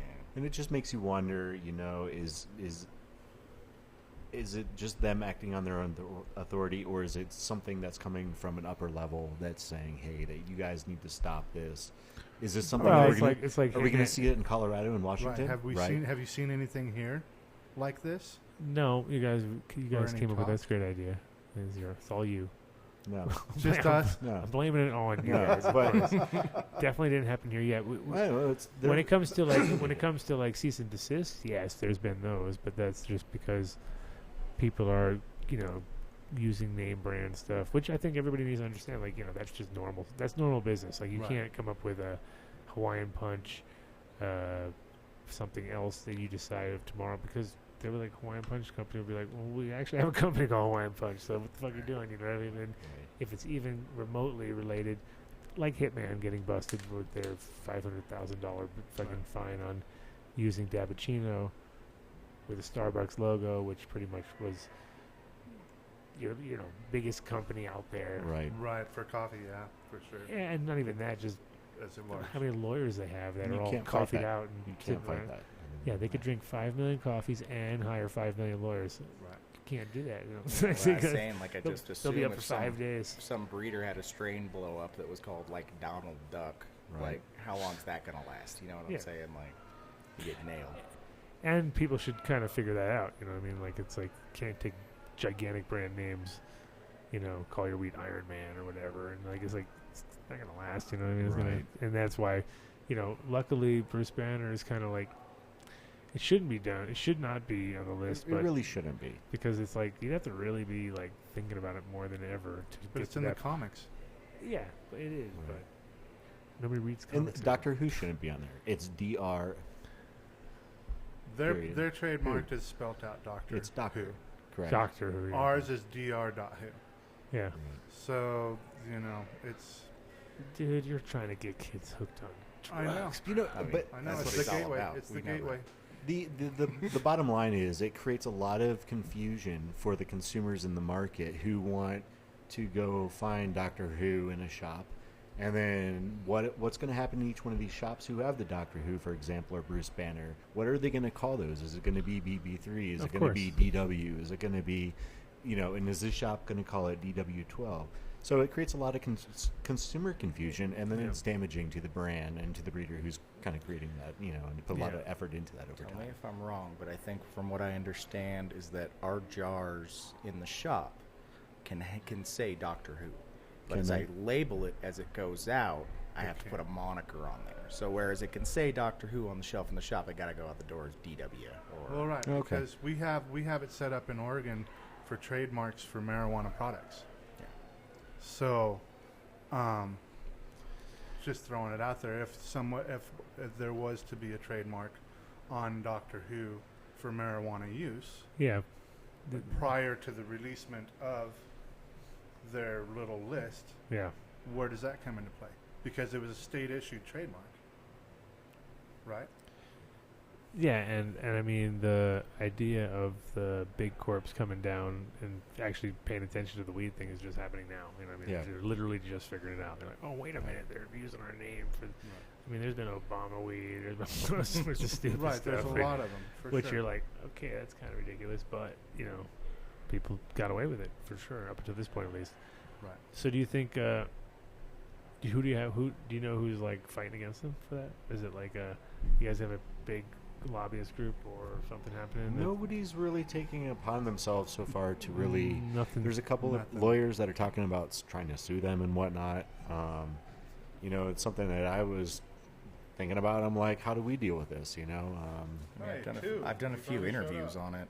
People have interviewed me on it a couple of times, but I don't know what else to say. Like, if all of a sudden cannabis is federally legal, like, how do you protect those names then at that point? So, I don't know. Right. It's... Well, I mean, the best thing to do, I think, in my opinion, is to get yourself published as much as possible. Put yourself in a situation where it gets like, that's what's good about doing these panels and stuff. Right. You're printed. Here's your name. I was doing this at this time. Here's my name. And if you can get like articles in magazines, right, about absolutely. your whatever strain you did from your mouth, obviously. Double Purple Dojo from 10 years ago. Absolutely, I love that. And then I heard that here. And then those things, as maybe not productive as they are when they actually happen, in the long run turn into like a portfolio that you can show. Where you're like, oh yeah, high times at 96 and did it, and it actually shows a track record, and also even if someone else steals whatever intellectual property that you fucking accumulated at that point, they might end up losing in court because they can say, well, fuck, I was doing this, and here's the proof. What's this, some CBD stuff? Looks amazing. Some CBD. stuff. That's CBD. It's like I'm ready. You have to talk if I'm doing dabs. Dab break. Dab. Someone has to talk. So we'll keep on talking here. We'll talk about intellectual property. But besides that, besides just even the intellectual property, there's big issues with the labs right now. They're locking up a lot of things. It's making it really hard.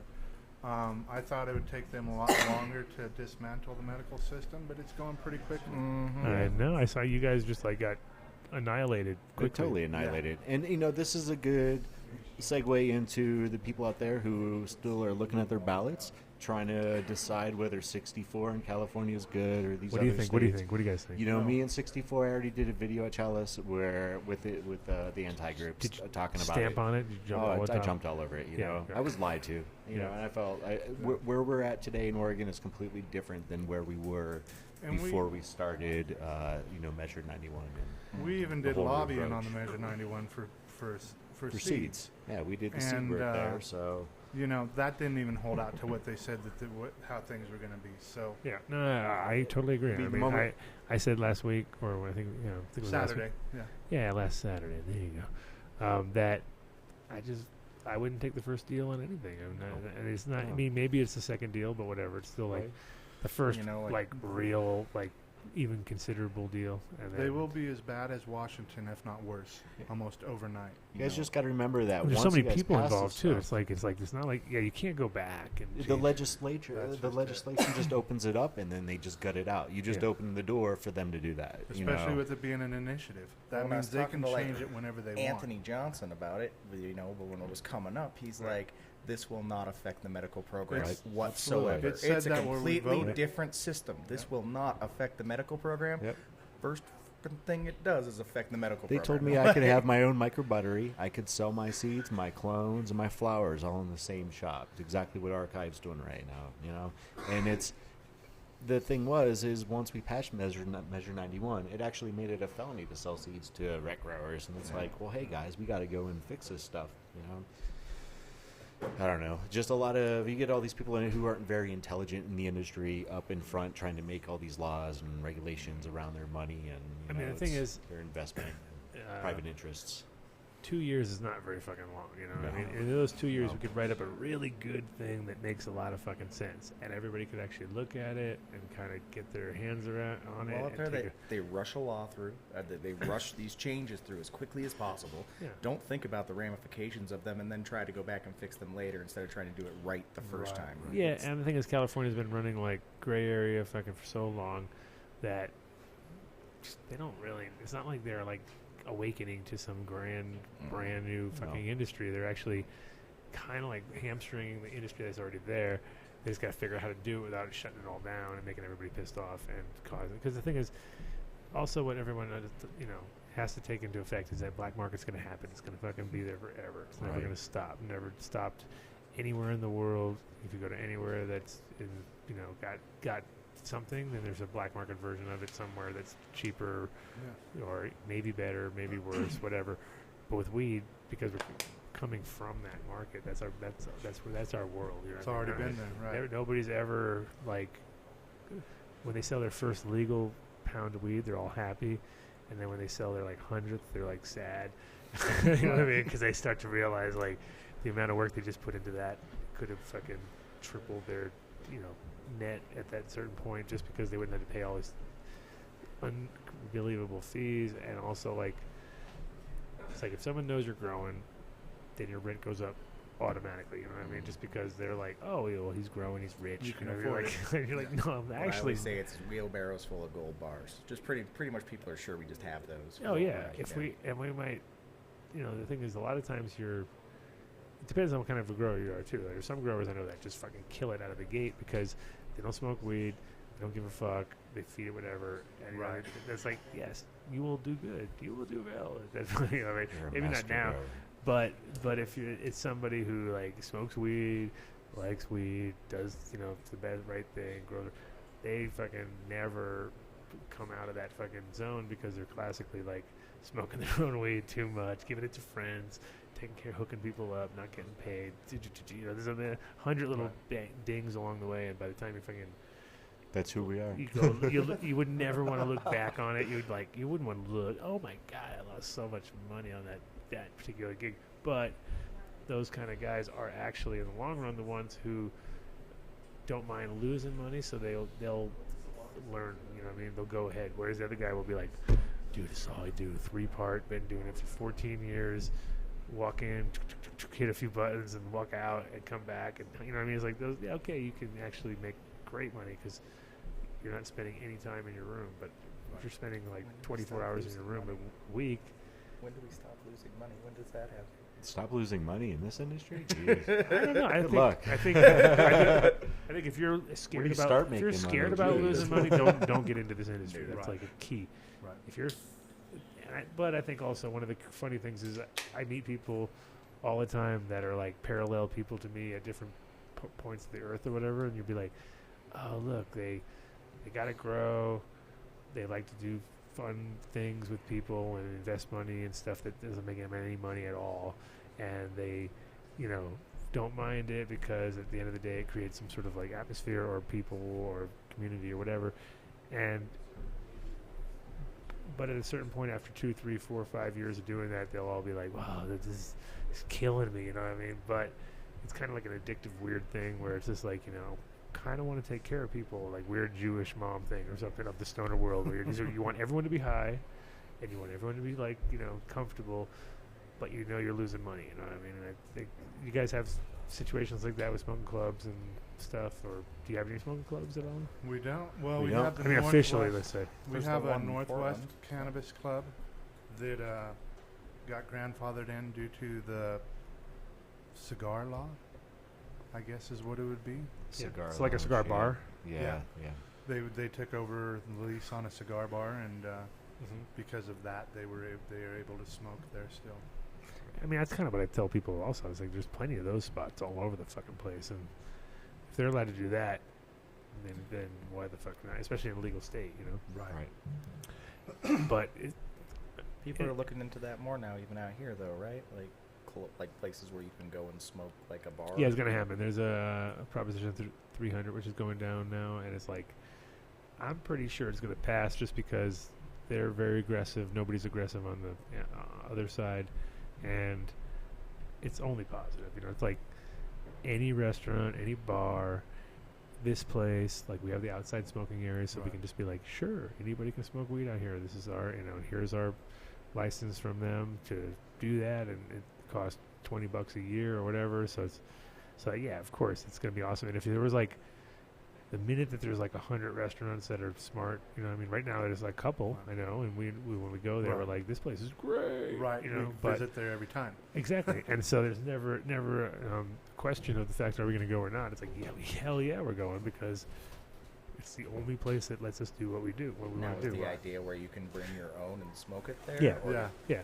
Nothing on site, though. No. See, that's And what I'm that's looking fine, too. forward to, is that having it on site. Well, that'd be great too. I mean, especially for the fact of like infused dinners and stuff. I mean, that's.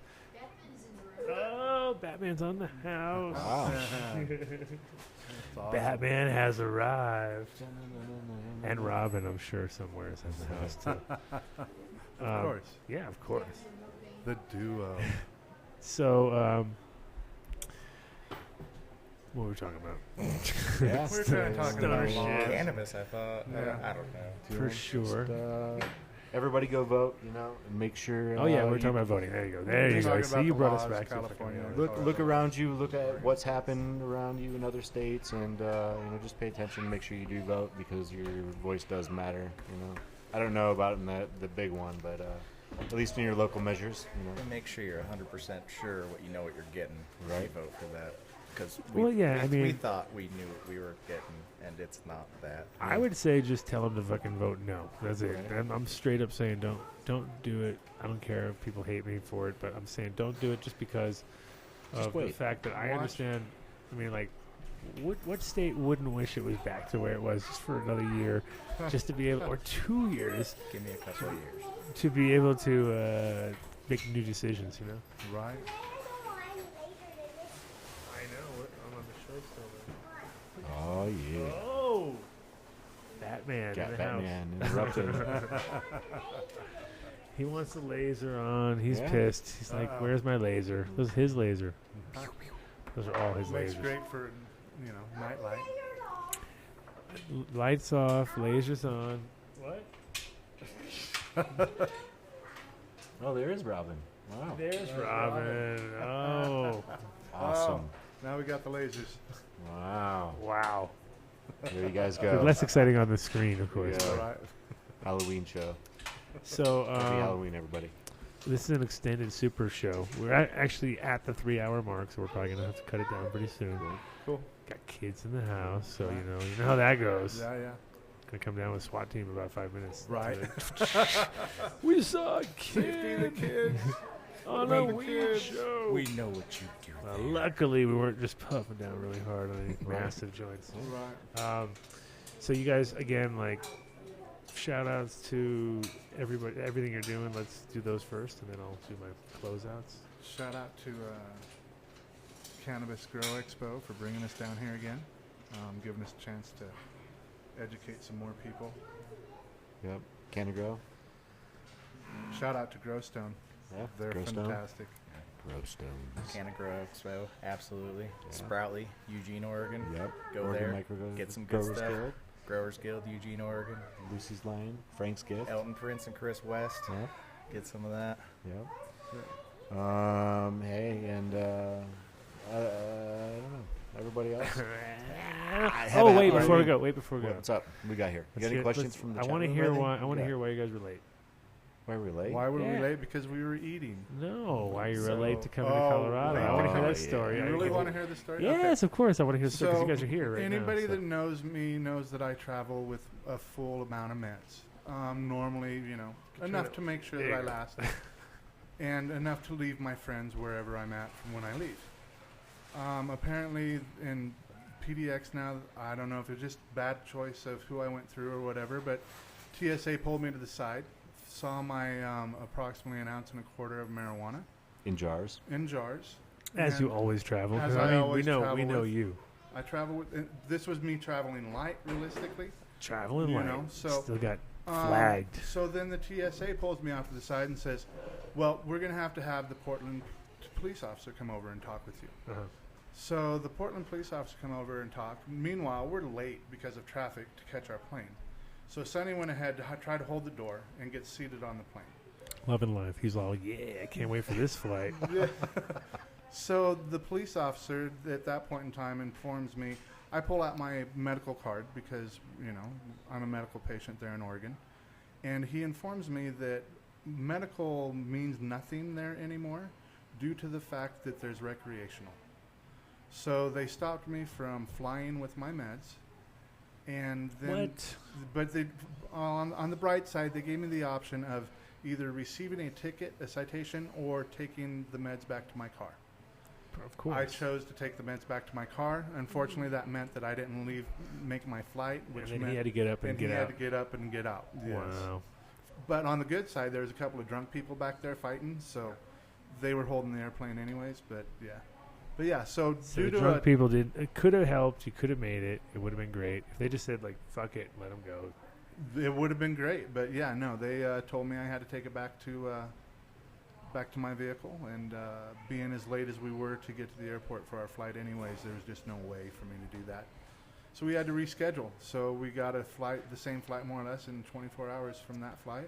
And I mean, you guys, it's like you're at home, so who gives a fuck, right? Right, It's I not mean, like you're stuck in some by mid-flight 2 a.m. I had, a bunch of different pots. Well, so everything was fine. And then by 3 a.m. I had even more pots. So more pot. Just more, went and visited more. a few friends and family members. And Well, that's good. Well, they're just excited we get to smoke their pot.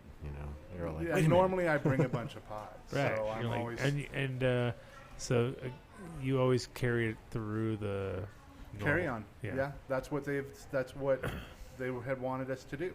That way, baggage checkers couldn't go through our bags and get it, being, non-patients or anything to that effect. So I don't know if this is just a new stance after the whole recreational thing, really, or what. Yeah. But I mean, I'm like, I'm always amazed at how different it is now than it was 10 years ago because, like, people have balls of steel now because they don't have to worry. For the most part, if they have their, put your license on top, throw it there. Right. They don't know if you have like in Colorado, I had a 100 plant and a 33 ounce sort of carry limit. So it's like, 33 ounces. I mean, come on. If that doesn't work for party, right. you got 33 ounces, people, you're killing it right there. Right. And never had a problem. And even with, but now it's like I see how it is because now I'm like, I don't even have my license anymore because I didn't renew it. And fly without it, who cares? Whatever. And it's like, for the most part. So it's hit luck of the draw. Apparently, Don't look like a hippie. That's the first question. I did have my wearing a classic tie-dye. tie-dye, of Yeah. course. Oh my God! Normally I am. And you're tie-dyed out. Jesus. It is what it is. I don't think that, profiling sucks. It's not just Yeah, you're fucking- definitely. Yeah, for you it sucks big time. Yeah. because you're like ultimate profile. He's got pot, guaranteed. That guy. Yeah. Yeah. If I was at a festival and I saw you, I'd go straight to you for sure. Odie Dunn. What's going on, man? But yeah, so I guess the biggest surprise was the fact of the police officer informing me that my medical license medical card meant nothing anymore since because they're recreational. Because they're recreational. See, that's the scary part about the whole country is like by eliminating, and that's the weird part too, is like it doesn't make something not medical because all of a sudden you're fucking. It's because the rest of the people who just want to smoke once in a while want to smoke once in a while. It actually should be even more of a thing. It should be bigger. It should be like, okay, you're medical. Fuck, yeah, Right. you're needed. I mean, it's like that should actually become more apparent, not less, because by saying that it doesn't mean anything is almost like saying that you guys don't mean your patients don't mean anything. Right. Or nothing. Your conditions mean nothing. You know, it's just like I'm pretty sure they do. I'm pretty sure that actually means something. Yeah. And especially when it comes to like how you're treated and how you're, what you're able to travel with, et cetera, et cetera, et cetera. Because, like, if they say, well, recreational, but yeah, recreational is like ridiculously small amounts, and I'm going away for 3 weeks to a place which, yeah, they might have also medical there, but I ain't gonna spend $70 a gram for fucking hash and $30 a gram for weed or $25 a gram for weed just because that's a high tax state, because they mostly are. Yeah. Because they're mostly 90% of them are online in the last year. You know what I mean? Or they have to be, because otherwise it wouldn't make sense. None of them produce flowers that we want to smoke, and that's the bottom line. Is I don't want to go to a shop and buy some shitty flowers from some crappy facility that's been treated with who knows what. Sure. I like to smoke the marijuana that my sons grow. They do a phenomenal job, I feel. Dude, so you're an ultimate breeder now because you have kids that grow your weed for you. So Well, it's like ultimate breeder they status. breed as well, so yeah. Right. Yeah, even more power to you on that one. Yeah. So you're the ultimate breeder. How many kids they got? You got grandchildren? I do have grandchildren. You're triple ultimate. Yep. In the next round, you're just like, yeah, pretty much. It's only going to get better. Yeah. Good job. Good job. So I'm like a long-term sort of breeder, but now I got my kids, so I can call myself a real breeder. But nothing like you. But the weird thing, it's funny with Nick. He told Cece the other day that he wants to have 2 kids. He's already ready. He's 4. He's like ready to have 2 kids. He's like, I'm gonna find a woman. And I'm gonna find a nice girl, and I'm gonna have 2 kids. And I'm like, oh yeah, cool. I mean, well, at least he's got goals. He's kind of telling us we need to have. He's telling us to have more kids. That's what he's saying. Okay. That's his little way of saying, go fucking have a kid. Jesus Christ, I'm trying to tell you something. Well, So you got 2 I kids. How many kids? 3 sons. 3 sons, all growing weed. No, my youngest son is underage still, so he does not. Yeah, but the other 2, yes. Okay. M-Sci. Sounds like you get him on a like to the day. Like, yep. Oh yeah. It's time to work. yeah, pretty much. You're officially now in the crew. Yeah. That's cool. I mean, dishes, of course, washing pots and pans and stuff. Oh yeah, would never be anything. Never touching the plant. Yeah, but never touching the plant. Yeah. But now with the hemp fields, I do believe that at 18 he can come start helping. Right. So we'll see. Yeah. Oh yeah, no, for sure. If there ain't no work on a hemp farm, then right. We're on a weird. We got some weird crop there, because definitely that thing is going to be some serious work. But at the same time, once it gets going, yeah, right. But that harvest zone, I think harvesting weed sucks. Right. Hemp's. I've seen lots of people doing it lots of different ways, for sure. It's a little like that. The Gold Digger show or whatever it is. It's like Gold Digger, but you know what I mean. Right. The one and it's like everybody's machine's a little different, but they're just trying to do the same fucking thing. Right. Get gold out of rocks. It's like, I'm trying to get gold out of rocks. Here's my thing. It's like a jigga. This one's like well, we don't. Do we have the giant columbines set up to do that here yet? I mean, no. New Holland makes the columbines to do that, right? They do. I mean, the technology is there, but here I don't think. I was talking to Grey Wolf, and he was saying that he had a idea to make a tractor that actually pressed your crop as it ran, and it would just harvest oil out of it. Maybe you need one of those. Wow. Leave it up to Grey Wolf to come up. Whoa, mind blown. The Squeezatron 5000. Right. Just squeeze. Drive around. Yeah. Drive around. Squeeze it. It's as live as it gets. Where's the kid at? He could educate on that. Well, he would say you'd have to somehow kill the crop, let it sit for 3 days, so it's 3-day dry, and then drive through and then squish it. That's what he would say. I already know what he would say. can't do it fresh, bro. It's gonna be a 3-day drive. Otherwise, it won't 3 work. days in Colorado, that is. Colorado, In yeah. Oregon, Colorado. that's like 3 weeks. Or 3 weeks, Colorado. Yeah, okay. But it's good. You guys could cut it real slow. He was like, cut away. Here you'd have to cut real fast because the shit would be going quick. But yeah, I think it's cool how people are coming up with, different ways to harvest their crops. And You saw that gigantic fucking rosin press that was on somebody's feed the last 24 hours? I forget who it was. No. Size of half a truck. It was like giant. It was Wow. like, didn't make any sense. It was like, what the fuck is... That's waste. I Yeah, mean, there's a size. The Yeah. thing about rosin is it's like you can't go too big. Yeah, that's it. You You know? know? Well, you max. could have. Well, now, Even that's big. I've talked with people on how to do a roll press system, Yeah. right? So you have a roll that it squishes through and Sure. it travels through. It's called a laminator. That's what I used to do. Yeah. Yeah, I've heard the story.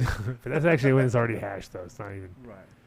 But you could do a roll press. Yeah, the problem is on a lot of those things is that, like, a roll press would have to be exactly the right speed, exactly the right heat, and all that. And there's a lot It's of all like mathematics. a lot of variables between how thick and how thin you can do it. With the rosin presses, it's like there's definitely a like if you do it any more than like say like 8 to 10 grams of like good bubble, you sort of like waste it because it's already stuck in there still. You know what I mean? Like half of it The gets stuck distance in for the. it to travel. Yeah, it can't get out. It gets trapped, and then you're like, well, that was a waste. It might make really good chips that you could throw into something else.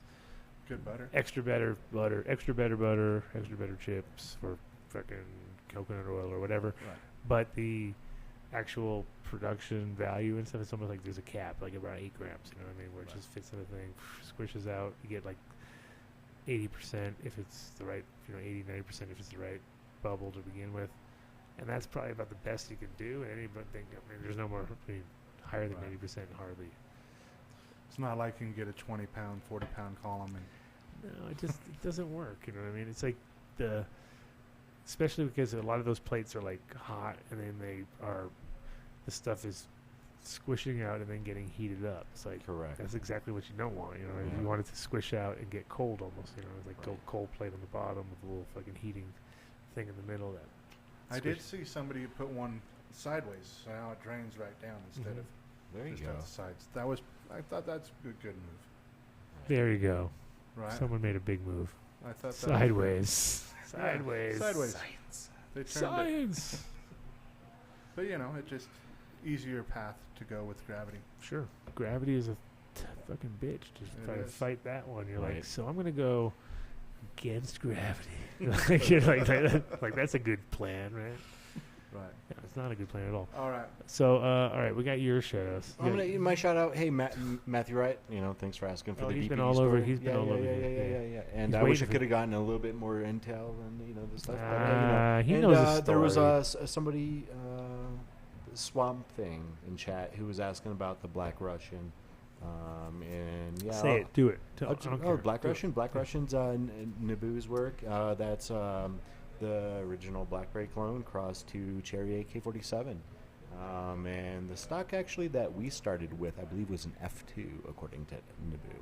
Right. He wasn't sure if it was an F2 or F3, but I'm pretty certain that it was an F2. But a lot of people think that, I made that, but no, I just worked really, thoroughly with it.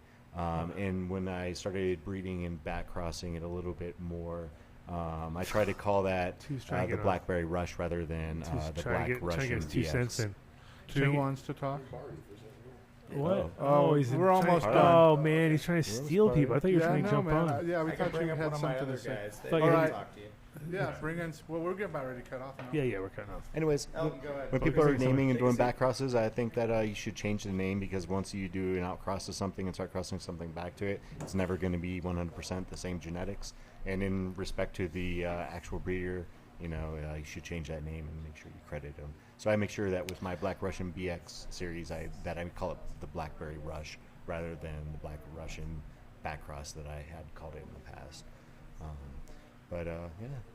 That's the story on the Black Russian. And you know what? And for the audience, I did not make Black Domina. I cannot tell you how many times I get asked this one, and like, Black Domina is yours. And I'm like, Black Domina? Wait a minute. Sensi, right? Sensi. Yeah, that's an old Sensi seed strain. Absolutely. So okay, we have a new player. A new player. All right. Do you want to introduce yourself there, Mr. I'm Player? Elton Prince, and I'm with Growers Guild, Sproutley, at Eugene, with Adam and Chris. More Eugene crew. Yes. From Adam's crew. Yes. Nice. Love Eugene. So Adam left. You jumped in. Yep. What do you do in the crew? What's your main thing? My main thing is extractions. Nice. Right now I'm doing licensing, compliance stuff in the meantime. How are you extracting? Like, what's what's your personal favorite? Is it Propane. Propane? Okay, Yeah. so you're into the orange shit. Yep. You like He was orange. real- yeah. You love orange stuff. Yes. Orange. He was Orange. excited that Jane came down. Yeah. Exactly. She Well, brought I some mean, fire. the propane is interesting because it's one of those things where I feel like if you have anything that you want to step it up a few notches, you can definitely do it with that compared to anything else that's out there. Like butane doesn't really give you that bonus points or anything like that. They're Right. kind of like butane's pretty much like, here it is. If it's poopy, it's poopy, and if it's fucking got fire, it's got fire. Yeah. And propane, even mixed propane, Yes. it's just like so obvious. Like, it's funny to watch when people go like, I was in New York. A friend of mine was like, "Oh, you need something to smoke?" And I was like, "Yeah, sure, whatever." You know, he pulls something out. I was like, "Yeah, I got this from Colorado," and I'm like, "Oh, great!" So I'm gonna smoke some Colorado, something that you don't even know where it came from. And then I looked at it, I was like, "Oh, it's propane," and he's like, "What?" I had no idea. You know, I was like, "For sure." And then he calls me like a week later. He's like, "Dude, I called those guys up. I asked them. They're like, yeah, it's propane." And I was like, "Yeah, of course. I can see the color." Okay, hold on. I got a few more minutes. Gotta still talk about propane, Nick. Still Yeah, talking. It really makes the colors pop on just about anything. Which Right. is nice, but if it's trim tasting or something, it'll pull that too, of course. And also, it's low boiling point. Is that A lot lower, yeah. so that makes it a little easier on the purge. Yes. And what do you do? Doing pure or just doing a mix or? I've been running, or I was running. The laws changed recently. We're kind of in between, but I was running an 80% propane, 20% butane run. And now you have to do 100% propane? No. No. We Okay. can still So run blends once we get up and going again. right. So the laws haven't changed that way. Okay, Nick. Almost, Nick. We're gonna come. We're coming. Batman is pulling me off the show, but quickly. So you're the extract guy. You guys doing any other kind of style extractions, or are you guys? I mean, as far as pre-extraction, are you guys doing like water, obviously, for a little bit, or? I mess around a little bit with water hash and dry ice keef. Yeah. Not a fan of rosin, really. No. Just because of the workload, or because of the lipids and fats. Lipids and fats. That's a great point. Yeah. No matter what. Oh, pressure, Nick, you're gonna be getting turn all the that lights stuff. off. KTI, turn the lights back on. Yeah, I guess to a point, but I've seen some stuff that's been like fire looking, like doesn't look like it has as many lipids and fats, even no more than any good BHO or any other product that I've seen. But that's also strain dependent. Yeah, It for is. sure. How thick the drum heads are. Cookies and stuff like that, I totally could see something like And that. I believe, There's a and lot I of believe, wax. and I believe that the idea of depends if you're making it for production or if you're making it for yourself. Like if you're making it for yourself, I think rosin's really cool because you get to learn a lot real fast because you're doing tiny little amounts and you're like, oh, this one Bust does off your own this dabs. and this one does that, and it's like and as a smoker, I feel like you can kind of tell what's healthy and what's not pretty quickly by smoking it. But if you're trying to do production, it is quite a hard. It's a hard thing because you can't go too like we were just saying. Is you can't go too. He wants me bad. I know, Dad. I gotta go. Show's Father over. duties. Show's over pretty much because the Knicks needs Papa. Well, I'm actually the Joker now. Family So. time, man. Family first. For sure. So, how big of a part of the company is the extractions? Is it like the focus at this point, or is it like Not a focus at the moment. We're in the process of building out a pretty large facility, and I'd say a good strong third, if I had to put a number on it. right?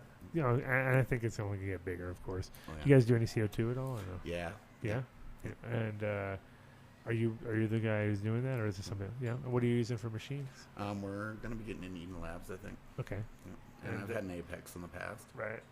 kind of everybody's go-to. The Yeah. go-to one is the Yeah. Apex, of course. Yeah. And then everybody's like wishing for waters or something. Oh man, if we could get that, but then those are like high end and pain in the ass. Also, they have their own quirks. They I'm all sure. have their own quirks and issues. And Do you find with the CO2 that you get the kind of same problem as far as we get here, which is just like hard to get out of that flavor zone that we're like wanting to? Yeah, the one that we want. I feel like one guys you should try to check out is Evo Labs here, just because they plan on it. They definitely have figured out how to like extract the bad part of it, which they were on a show recently, and when they did that, I was like, here's the bad stuff. And you're like, oh, it's so bad. It's like ammonia, and it's just like got that vibe where it's like, oh my god, that is in there, and you can tell. Yeah. You got a question? What's going on? Yeah, somebody wants to hear the Oregon Diesel story. Huh? Oh, who knows it? I don't know. No, yeah, no. It's, Well, that's it's never I'm been the told one that here. created it. Yeah. So. Who did? You guys Yeah. made it up when you were drunk, or you weren't drunk? He was Well, drunk. Somebody was drunk. No, Oregon Diesel is a cross. We made up Oregon for Diesel. It was a long time before I met Sonny, but we had a New York City Diesel, and we had some Blackberry, and it actually is a hermaphroditic cross. And so I had taken some seeds that came out of the New York City Diesel and sent to a friend of mine here in Colorado, and he's the one that popped them and found the Oregon Diesel. I get told a lot, you should just tell everybody what it really is, but either way, that's what it is. Mm-hmm. Yeah, so here in Colorado is where it was actually discovered. The seed was popped and found. Same with our orange cream soda. I'm trying to like jump on the Cam Dog story or something like that. No, not at all. It was a dead show, bro, and I was like, no, bro, there's No, 9 no. seeds, and it was like, yeah, Totally worked out. you're making up stuff. No, actually, I still have seeds from the original cross of it. Really? Yeah. What, that I'm how, giving so how long ago is this? 10 years. Okay, so still viable-ish. Still viable-ish. Yeah, no, Sonny's really pushing me to repop some of this older stuff that I just kind of put up in a way to progress into different things. Right. But it is that point in time, so it's a great strain. It winds up being a semi-auto flower, which I didn't understand until I talked with Franco. So let's get something straight. When you say New York City Diesel, are you talking like Soma's New York City Diesel, or are you talking like? Unfortunately, I do not know. It was a really nice, stinky, short diesel. All right. Super fuel. Was it grapefruity? No, fuely. Was it purple? No. Okay, that's good. 2 good things it wasn't, basically, at that point. We'll see. All right. But normal NYCD is kind of lanky. That's the only problem with that one. So it's like, ooh, what the hell are you starting with, buddy? Right. Oh. Either way, it was something good, obviously. It was something good, something that that's what it was given to us as, and that's what we kind of, I went with, that's all I can do at that point in time is go with what I know. Now the blackberry, it came from some seeds. I was a grower for a lady that her neighbor had given her some seeds, and she swore they were about 12 to 15 years old. We threw a bunch in water, and only a few of them germinated, but as I took it around to show it to people, everybody called it. There was 2 different main phenos that came out. One that turned purple before it started to flower, and then one that turned purple after it flowered. The one that turned purple before it flowered, people told me was Granddaddy Purple. I'm getting Amber Alerts for Oregon plates on cars abducting children. So I'm just checking with. I got a lot of Oregon people in the house. Nobody's abducted any children in the last half we got hour. a rental with Colorado. We got a rental. Did you get that? Did you get that? I was all, Oregon. We got some Oregon Amber Alert right here. plates going on. We're in You guys coming out here and stealing our kids. What the hell? We flew. We're in a rental with Texas tags on it. All right. I'm just checking. No. It's a long drive it's a 20-hour drive or a 2-hour flight. I would rather do the 2-hour flight. Hell yeah. I'm just Unless you saying. got something to bring, like, I used to not worry about that, but after this last trip, now I got to start worrying about that again. Either way. Odie will be here in 20 hours. He's on his way. He just left his house. So that'll be our next thing. But yeah, so the blackberry is what we wound up sticking with. It just had more density, better bud structure. But that's where better bud structure. More better bud structure. Gotcha. Just checking. And Well, compared to the grape ape that we were looking at. Right. So yeah, that was the blackberry that wound up throwing out some dicks, and the seeds came off the New York City Diesel. And as I said, my buddy here in Denver is the one that found it. The semi-auto flower properties come from the blackberry. That's a very well-known trait with the blackberry. I didn't quite understand it until I talked with Franco a few years back at one of the Emerald Cups. He kind of explained it to me, and it fits completely. Anything under, if you run that thing in an 18-hour veg room, it's wanting to flower. Sometimes in the cloner, sometimes not. Right. Yeah. You know, You so put in 24 hour then? Or what do you do? yes, Even under 24, it'll want to do it sometimes. 24. Yeah, if it gets stressed, it'll want to do it. It's not as bad as like Purple Kush, right? Purple Kush is horrible. Yeah. But it. That's how you know you got the real one, though. Right. That's how you know you have the real one. You know, Is just that like just kind of like sort of like doesn't really produce or. yeah, it's borderline of wanting to, you know, jump into flower. If you were to give if with the Oregon Diesel, I think we figured it out to about 17 to 17.5 hours of light is its trigger mode. Instead of like a normal plant, it's like 14 and a half hours. So what that does is allows it 18 is barely there. Yeah, 18 is barely there, and that's why it's walking borderline. Right.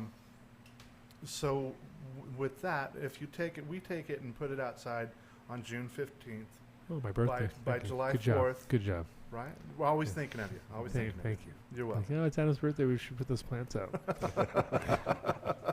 That was our whole intention, just so you know. So good. So yeah, by July 4th we have bud sites, and by That's my birthday. No, sorry. I have one birthday. by September, you know, you're taking the tops, and mid-September you're taking the rest of the plant. Yeah. So it works out great for Oregon because Yeah, we you get need the to. rains that Oh come man, in. you guys get swamped literally. You know, this year was pretty We got bad. nothing, dude. We had like I'm jealous. Like Yes. it's literally like I'd be like, really? Not gonna rain at all next week? Like, fuck, that's crazy. And then we just kept going, and now look at where we're at now. I actually have 5 plants out like still out going. That's just like almost like whatever. Just let them go until Let's see it's what fucking happens. frozen. And it hasn't happened yet. It just keeps getting nicer and nicer and nicer. So Yeah, at our friend's and house those that we dread stayed breads with. from Bodie. So they're like nice. 14-week plants anyway. So I'm like, this is perfect. Great yeah, year. yeah. This is a great year. A friend of mine still has plants out, so it was kind of cool getting to see those this morning. In Here- Oregon, here if, or there? here, Oh here. yeah, I was gonna say Oregon. No In way. Oregon, yeah, no. If you got something hey. outside, it's I have something outside in Oregon. It's just you don't want to look at I it, have or 2 of them. is it mold bud? No, not No? at all. And so, you know, that's Explained a bit. the cool thing is about where we're at is, you know, I've learned over the years to try to grow, you know, cultivars that are PM resistant, cultivars that don't really build up the botrytis really quickly. You know, and that's one thing when you're breeding and trying to test out your cultivars. Leave them out there. Go take all the big bud sites off, and then let the lowers go, man. Let them finish, and then watch them rot. See if they can hang out until November 1st through all the rain and stuff like that. I mean, that's Well, I mean, last year I think it's kind of similar to this year where we had like just like a snap got down to like 30, like 27 or something like that, and you're like, oh my god, it's not gonna. Plants did fine as long as they were in the ground. They did In the fine. ground, The ones in pots I wouldn't really think would make it, but those had heaters on them. The ones that were in the ground were out, you know, fine. It just fucking made it no problem. the root zone stayed better, warmer temperature. So I got an error playing video. I don't know if that means our video died, but what do you think, What's KTI? What's up? What's up, man? What's up? Why do I have that? oh, lost internet connection. Oh Attempting my to- god! That's all Still recording? All right. Well, we're gonna wind it down Yeah, we anyway. went down. I got kids dragging me off the show. Yeah, Thanks for We've having us got an on. hour over. We got an hour over. So you have a shout out still available? Yeah. Closer to the thing. Shut up. Yeah, get in there. Get in there. I want to give a shout out to Geek Farms and Homegrown Natural Wonders and Sunny Thank you. Chiba and Oh, our yeah. other Oregon fam. Yeah, And well, your thank you, Denver. sir. And Spoutly, you guys, and Spoutly. Oregon Microgrowers Guild, and yeah, They're doing Nice. a great thing with CBD and Yeah. kids. absolutely. For Got sure. the Frank's Gift and the Lucy's Lion. No, good so work. you guys have the same deal, like no limitations on numbers of CBD stuff yet, or what? Right. Good. But Keep they it- made CBD seeds cannabis seeds now. See, this is So, that's a slight yeah. creep over to the Right. Yes. Right. Keep I in mind just- that they don't fuck us over. and They're make going us- to pull everything in under metric, I think, Yeah, is why. Is why, absolutely. They want to do that. Yeah. Count every seed. I heard a nightmare of something like 500,000 that had to be individually tagged in Washington. Well, that was from James. Yeah. Yeah, he told me that, and I was like, "Are you kidding me? Like, what is that for stupidity?" Because it doesn't matter if they imagine fell that. on the ground, they would never be like linked to anything, and. I mean, you can't put an RFID tag on a seed. You can't label a seed. You can, what I do mean, you do? can- Put individual you can. bags? You can a pack. You can. Individual bags? I mean, could you But- imagine that? 500,000 individual bags. Well, you can in the sense of like, here's your 500 seeds, and here's your like scan page that you have with all your things, and then you have to scan each one, and then label that to whatever you put in the ground. I can see them doing it like in a way like, okay, if you really want to put new stuff, here it is. This is your deal. Because that's the problem right now is, how the fuck am I getting my things that I want to get into my metric? You know what I mean? It's like, how do I do it?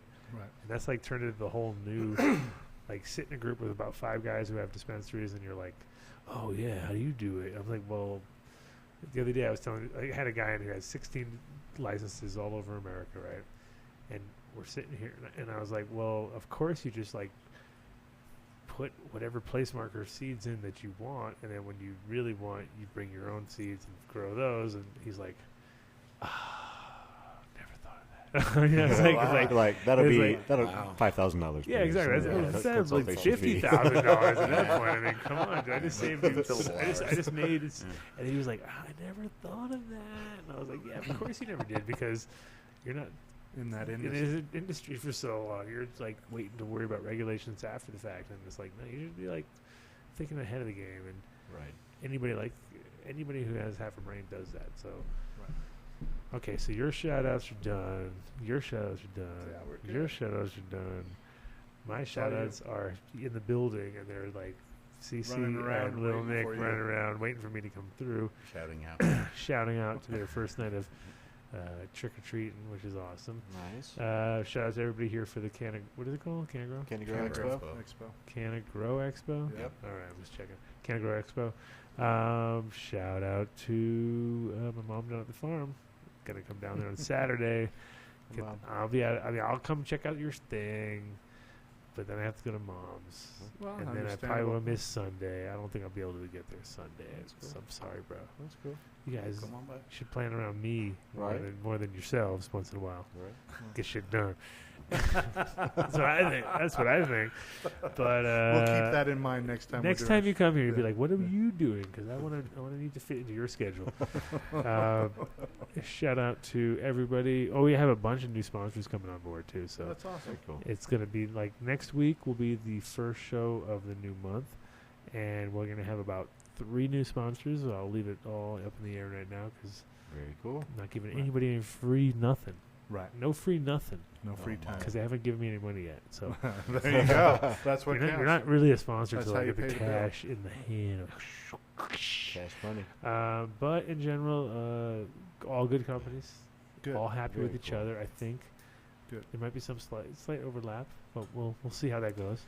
And, You know, it's a professional. It's an industry at this point in time. We all need to learn how to work together. yeah, and they're More- not you exactly know, the they're same, not but they're. I'll give a hint. They're in the nutrient game, so there's going to be Right. another nutrient company. Sure. And of course, Veg and Bloom was like, "What?" But I'm like, "Yeah, but they don't do you," and so you'll see how it goes. different aspects. Right. Totally different. Very cool. And then we'll have their scientists on board. They can find out what the fuck's going on and be like, "Yeah."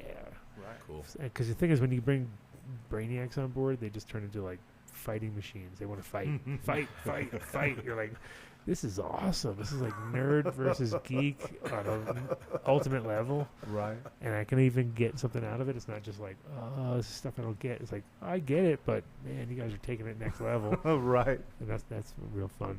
Cool. So shout out to all of the people listening to the show and going for the extra hour and et cetera that we did, because that's what we do. Because Mitch left. Fuck Mitch. Right. He's Party out. time. Yeah, Time to Mr. have Guy. fun. Yeah, Mitch, if you're listening, forget about it. I don't need you. This is the Adam Dunn show. No, it's of course. I love Mitch brings the reality to the show. He actually Yeah. makes it so people like think we're actually smart. He And keeps then- you wrangled in. Yeah, for and then sure. I come on and I just make a big mess of it, like now. But That's all right. hopefully we get some good info out of it, which I think we do. And if anybody's around in Denver and they have $300 and they want to come down to the show, hang out with us because we're like $300. We're worth $300 just to hang out with. There's a them. lot of other people there. That's pretty good. World-class us. knowledge, Yeah. food and drink. What food and drink? Yeah. Oh man, bring a backpack. Yeah, it's Bring a catered or backpack something. and a duffel bag, and you get free food and drink for like a week. You and all your friends Shopping, yes. will Lots have of lots of salmon. Yeah. Lots of like badly cooked, overcooked salmon. yes. Maybe if you're Dinner lucky. rolls. They store well. Yeah, take it from Odie because he knows. He's been to many a festival. I was like, I don't got jars in my backpack. I'm gonna start throwing in rolls. Something, man. Fill up with something. And it can't just be like toiletries from fucking hotels because that's bullshit. Yeah. All right, Won't fill thanks, up a bag. thanks All right, everybody guys. for listening. I know this is getting nowhere now. Cheers. Happy holidays. Practically every one All of the right, top see you guys. 40 records being played on every radio station in the United States is a communication to the children to take a trip, to cop out, to groove. The psychedelic jackets on the record albums have their own hidden This is a special question. We don't want you to smoke genetically modified